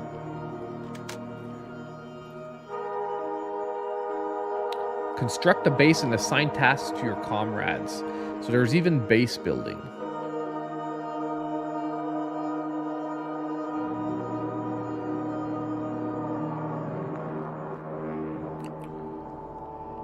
So yeah, I have a lot of question marks here. Like, I can see this game turning out to be an awesome experience, or I can see the game overstretching its reach and maybe, not keeping its ideas together. But if it turns out to be a really good game, I'm still worried a little bit about performance on the Switch. Now, there does seem to be a lot of pixelation to the design, like on your guns and different things, which is probably going to help. But I'm really wondering about this one. But I do think it's an extremely interesting concept. And this is definitely one, once again, I will be keeping an eye on for reviews and whatnot. And if you're into like first-person survival gameplay, I would definitely say keep an eye on this one. We haven't had, I think, this kind of game on the Switch in a little while. I'm trying to think of the last one that came out. Probably the Subnautica series would be the closest to this, but obviously in a totally different aspect. Like Subnautica is more about like exploration. It is survival, but like not weapons combat like this. So I think one to keep an eye on for December 13th. Now, we aren't done because December 13th, we have another game, and this one is a follow-up to a game that we already had on the Switch, and I think is going to be going to have a huge public, and that is Fairy Tail 2. Now, Fairy Tail 2 is going to have the price of a triple A release. It is going to be selling between $59.99 and, get ready, guys, if you want the Ultimate Edition, it'll be selling for $114.99 on the eShop. Now, a lot of the add-ons seem to be cosmetic, but it is just good to know that base game is $60. However, there is a ton of DLC for it. Yeah, USD. $59.99 USD or $119 if you want the Ultimate Edition. Now, personally, I would say forget the Ultimate Edition. If you do pick it up, pick up the regular one, okay? And maybe pick up the DLC when it goes on sale, which will ultimately happen. And you know that all these like property games or anime IP games eventually do go heavily on sale. So if you can wait it out too, it can be a good idea. Let's take a look at the trailer, then we'll talk about it. By the way, I'm a huge fan of Fairy Tail, so I love this anime series.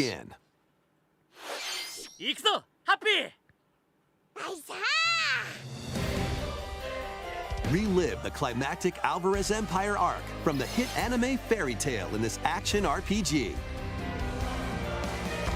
Set in the vast kingdom of Fiore, Team Natsu prepares to finish their fight. Engage in real-time battles and unleash powerful attacks that fuse different kinds of magic based on who's in your party. So it's real-time turn-based, by the way. Work together with your teammates to take down powerful enemies. So this is an RPG. Fairy Tail 2 launches on Nintendo Switch this winter. So I am very excited for this game to be coming out. However, I personally will be waiting for a sale. All these anime games, they're fun to play through if you are a fan of the source material.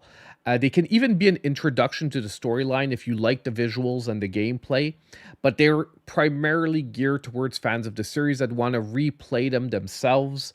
And unless you're really aching for a game to play right now, I would really just say always wait for a sale for these. I do that for all the Naruto games. I do that for even the Demon Slayer games that I'm like, we're going to be getting a second one soon. And I'm going to be waiting for a sale for that one as well. It's not that they aren't necessarily worth the $60. It's that they are often just one playthrough games, and they maybe don't go as deep content-wise as games that are not based on these IPs. And especially if you already know the storylines, it's fun to play through them, but it's not exactly the same as discovering a brand new storyline. Okay, so I think this one is going to be an awesome game for fans of the series. Now, we have 2 games left for today. Our before last game is one that was delayed last week. And it is another game that I am extremely excited for its release. And that is Anton Blast. Now, Anton Blast was supposed to be coming out last week. It got delayed till December 13th. Now, this game is going to be selling for $19.99. It is a 2D action platformer, very much in the Wario Land series-like game, or more recently, very much like Pizza Tower. So let's take a look at the trailer, and we will talk about it after. And Topaz has dropped her hair all around me. It's stuck in my beard, which is why I'm keep grasping at my face. Freaking Topaz.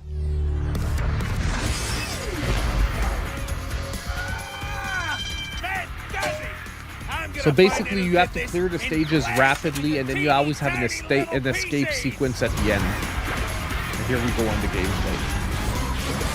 If you played Pizza Tower, very, very much the same basic principle. Or, like I said, if you played the Wario Land games, very much like that as well. Who is this red guy? I love also the sort of graphical style. Once again, Sorry about that. resembles Pizza Tower. Both in visual style and sort of the overall feel of the game.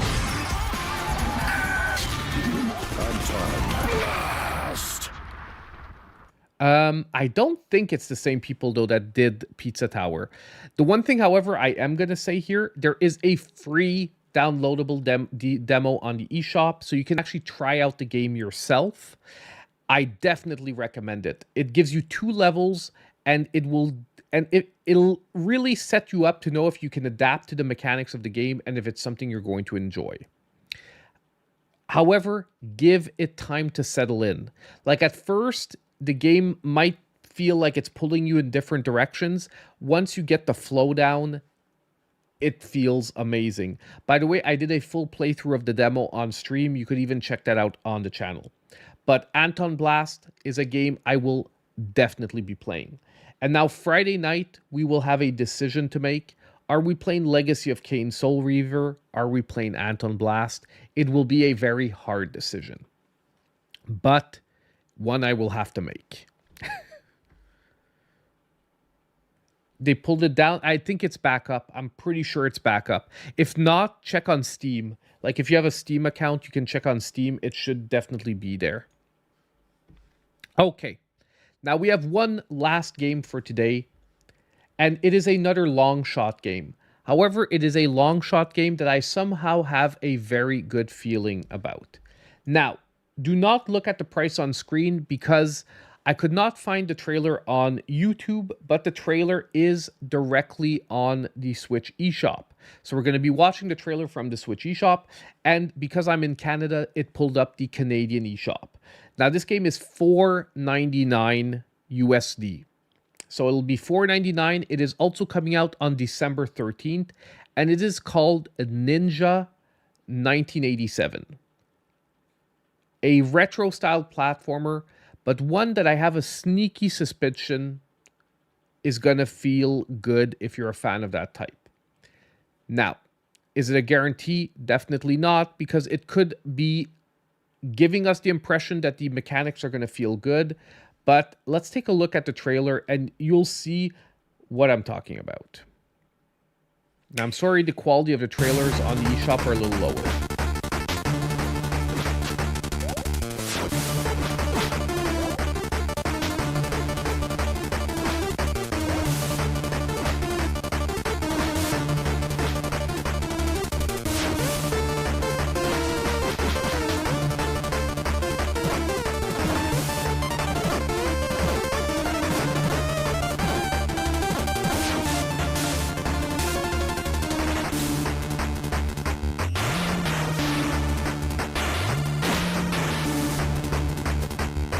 That was like a magic spell.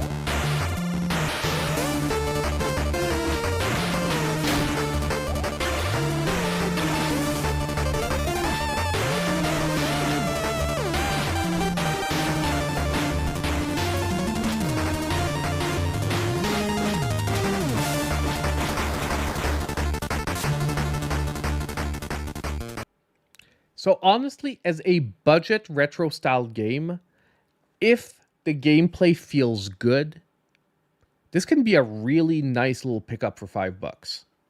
Like if this was more expensive, you understand, it wouldn't be hitting my list this week. But as a $5 game, if it delivers on the experience that it looks like it wants to offer, look, I'm getting old school Ninja Gaiden vibes. That's definitely Hawaii 5-0, maybe to a lesser degree, but yeah, a bit. And honestly, it's all going to depend on what the gameplay feels like. If they manage to give a little bit of weight to the mechanics, have the gameplay feel smooth and like you're in control, honestly, for $5, I think this can hit a lot of really top notes. It is a Rita Games. Yes, Rita Games, once again, they do a lot of great retro ports, and they sometimes, you know, their games aren't going to be like 9 out of 10s, but they generally offer a pretty decent value. But what I also love is they generally price their games for what they are. They know they're not giving you AA games or double I games, as I call them, or triple I games, like triple indie games, but they're giving you good budget fun. Okay? That is pretty much it. But I have a sneaky suspicion this one could be a pretty decent game, and I am going to be trying to check out Ninja 1987 as well. But that will wrap up our new Switch games for this week. Honestly, it's a really great week for being right in the middle of December. Generally, these weeks aren't like have 1 or 2 good releases, but don't have like 4 or 5 like this week has. So you know what? We are still eating very good as Switch gamers. So I hope you found something that you'll enjoy on the list. And as usual, I'll see you in my next video. Okay, that was just the fake little outro, guys. Okay, I'm back. Oh, we did the new games, and Topaz's hair is driving me nuts. Like literally, it's like it's stuck. Like it's like it's stuck in my nose. Let's test it out. That was my first thing. Let's go try Rita.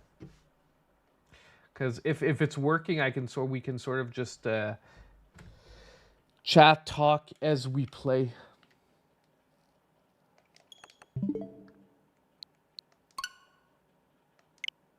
Come on, come on, come on. Ugh. I'm sorry, guys. It's not available yet. Oh, that sucks. That sucks. Let's just take a look at No More Snow, okay? I have no idea what the game looks like. I downloaded it. That's the free game. That is the free game from No Gravity Games. And generally, our story begins in a realm far away from ours.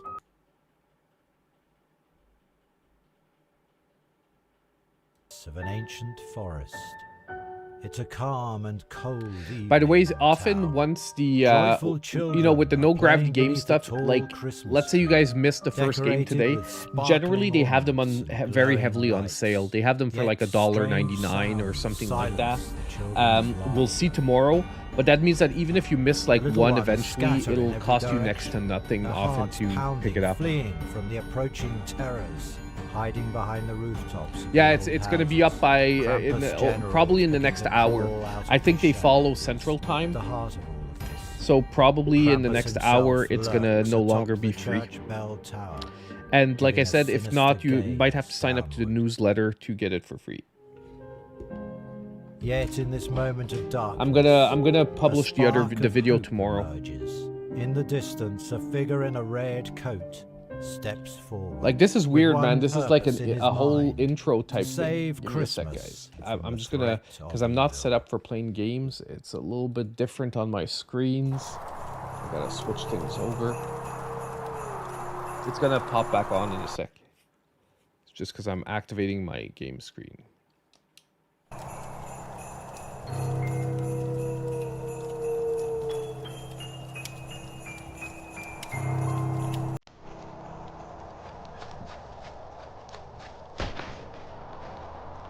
Okay, so it's like Christmas/winter vibes.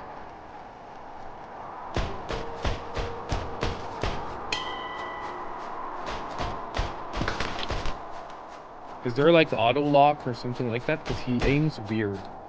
Like he aims to the side. ZL for a bomb.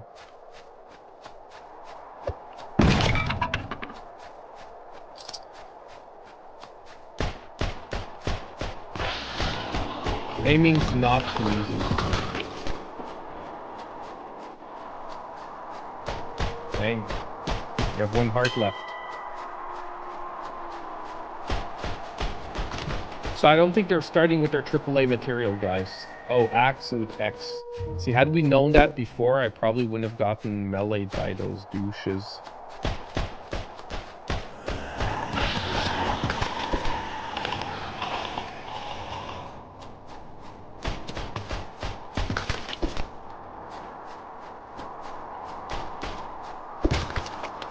Okay.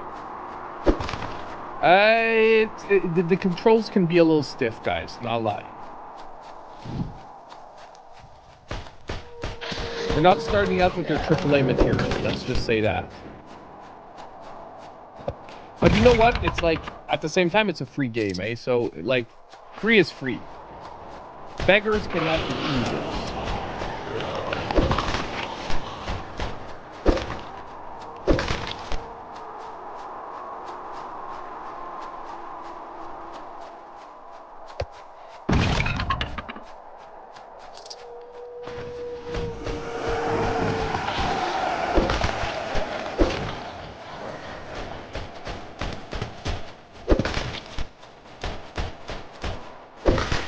It's the aiming is really like,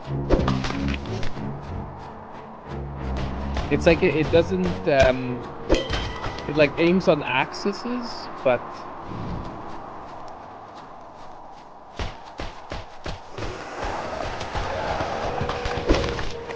like I hope this is not like an infinite runner game, like where it's like just this non-stop. We'll try a few more minutes, but yeah. For me, the sound looks okay, but it could be a bit off. Give me a sec.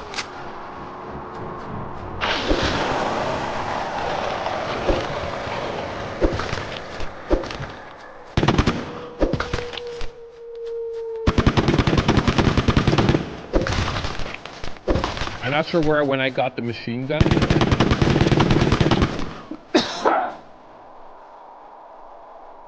Level's done. Is the sound off? Let me try something really quick. I just want to see something.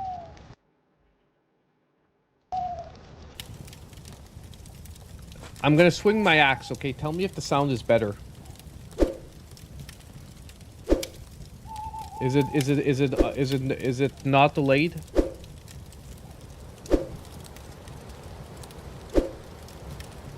Yeah, better, or yeah, still delayed?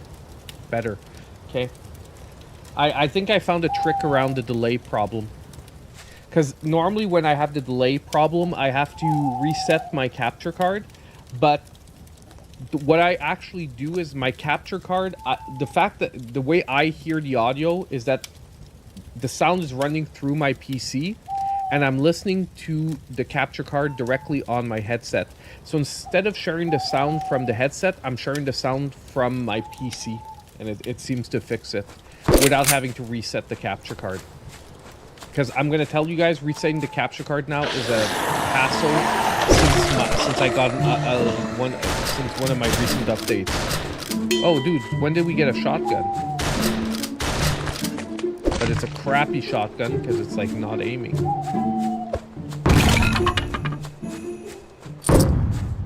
Oh, I guess that's how we got the shotgun. Like, dude, like, nothing's happened with the shotgun, by the way. Oh, nice, we can shoot them through the fence.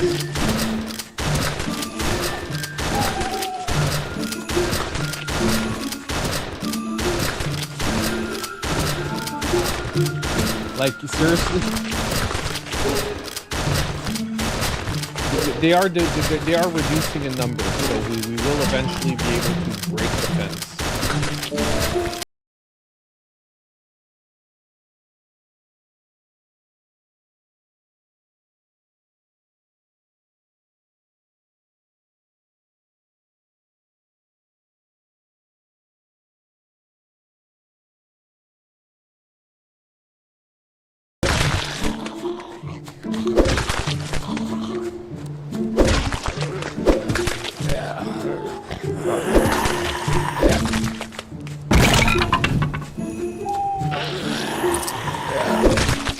Let's go full melee on them.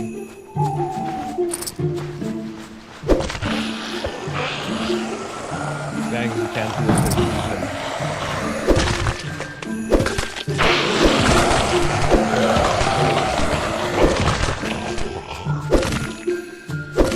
We're going God of War on their butts, man.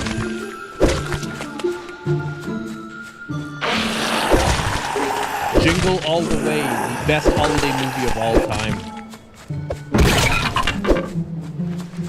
Get out of my face. Snowman.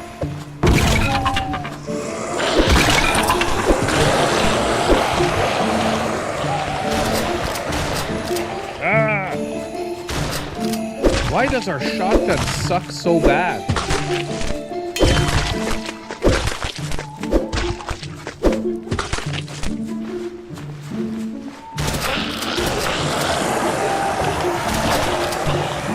Can we bomb them? Oh, shite! I can bomb their butts. I should have thought that the bombs weren't only for breaking the barriers. Oh, I think we got... Oh, a rocket launcher.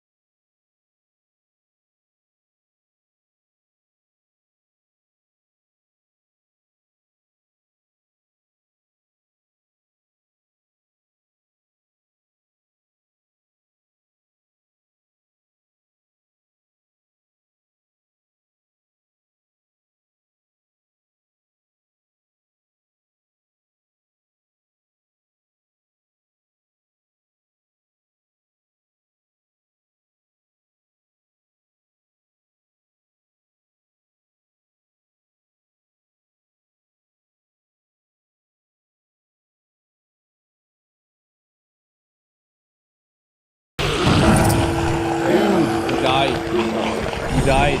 You can't hear me? You can't hear me because it's too loud? Ah, okay. Hold on. That should be better. Is it better now? Yeah, I killed it. I killed it. I put it lower. Okay. My bad. I have to learn the levels when we do, because I changed the way the audio's working. So obviously.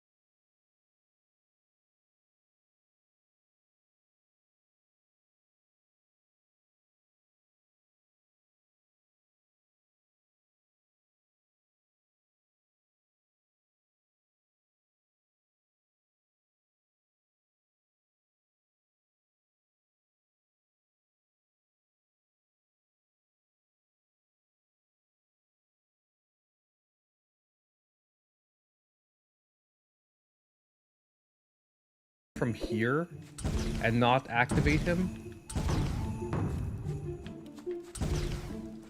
I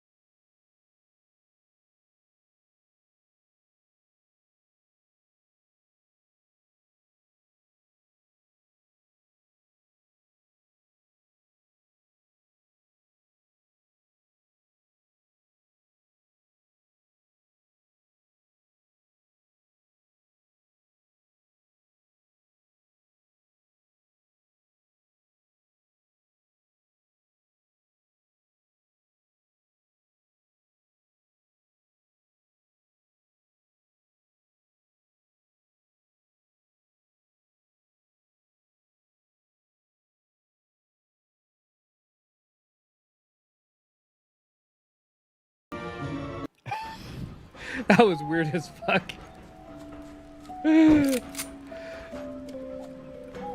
Oh, dude, we got a sniper. Yeah, okay, that didn't work. How the heck are we supposed to snipe with this thing?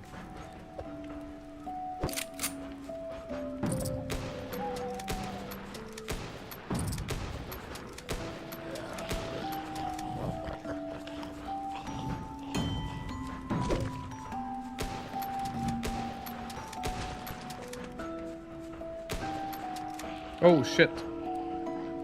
Okay, yeah. I honestly, okay, it's not awful, but it's definitely like not stellar.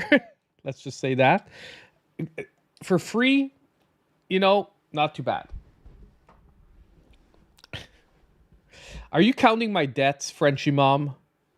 Are you trying to get on my bad side, man? But no, but seriously, yeah, for as a free game, it's not too bad. And like I said, it's the first step. They generally have like 1 or 2 gems in the lot. So I would definitely nonetheless pick it up. Because like I said, generally, especially like the last 2 or 3 days, that's where they generally pop in like the really good games. Generally, like you get 1 or 2, and like no gravity games. If we take a look at, give me a sec. How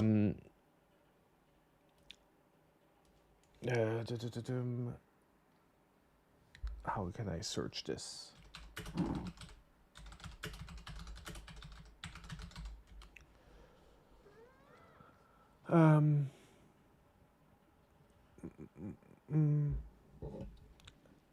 Like, hold on, give me a sec. I'm trying to pull up like a list of their games. So we don't know which one it's gonna be, but hold on. Let's put this back up. So this is a list of like the no gravity games. Let's hold on. Like I said, give me a sec because I've got to like move stuff around. Okay.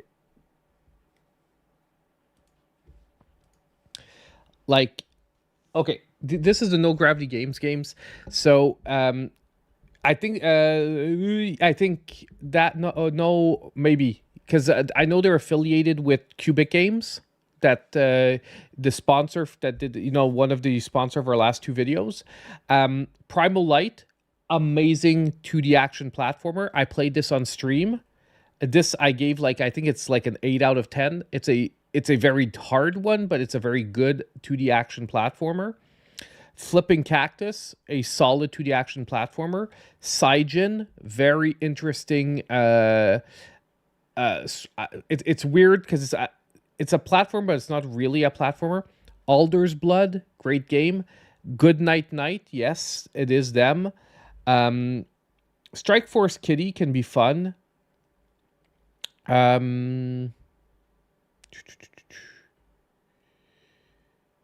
me see. Pirates All Aboard, that's the free game. They used to do Golden Force, I thought, as well. Didn't they do Golden Force? I know they did Tanuki Justice and Golden Force, but it's possible that they're no longer publishing them. But they did publish them in the past, for sure. Let me just see for fun.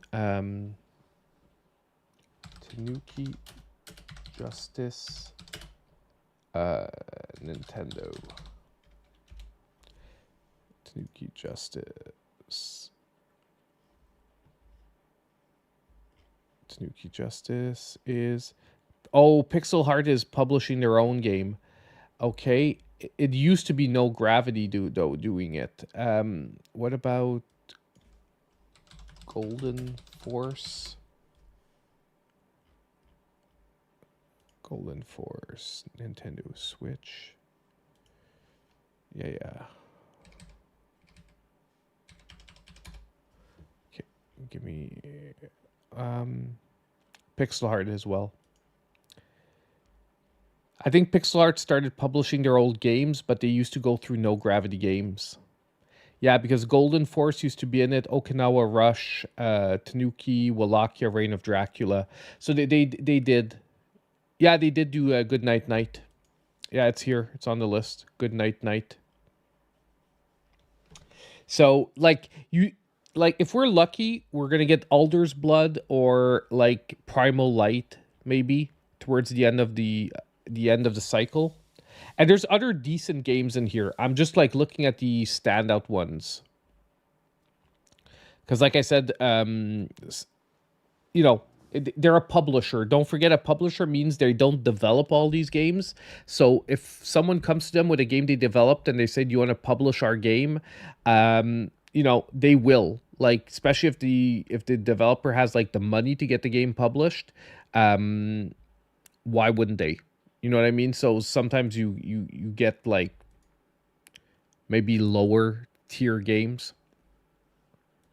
Fueled Up seems like a co-op spaceship recovery. Oh, I think I saw this. This one looked like it could be something pretty good too.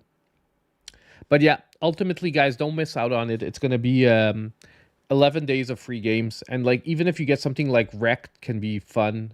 Wrecked is not like great, but it's fun. Especially if you have kids, because they can do like just stupid stunts with cars. It's pretty simple, but it's like, for if you're getting it for free. Haunted Connection is actually pretty decent. It's I'd have to look. I think it's the, like I said, I need a visual, but I think it's the puzzle game that I played for them. Because they like I said, No Gravity has sponsored the channel in the past, so they do have a few games on that. And other games, for example, Primal Light wasn't sponsored. I just played because it looked good, and it was really good. Alder's Blood is actually really good.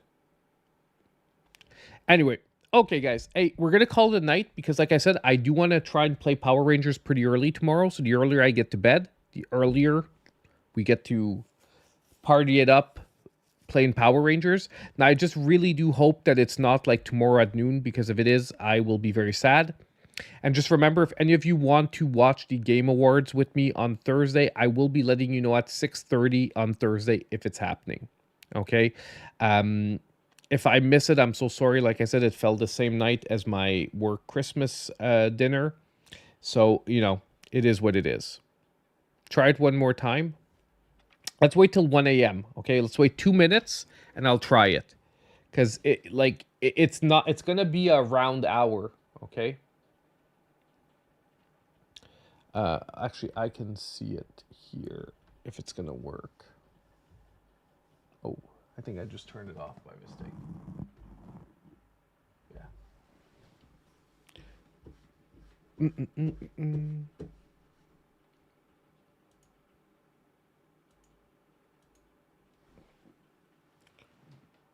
Let's try it. I'm going to just try it at 1 a.m. Okay?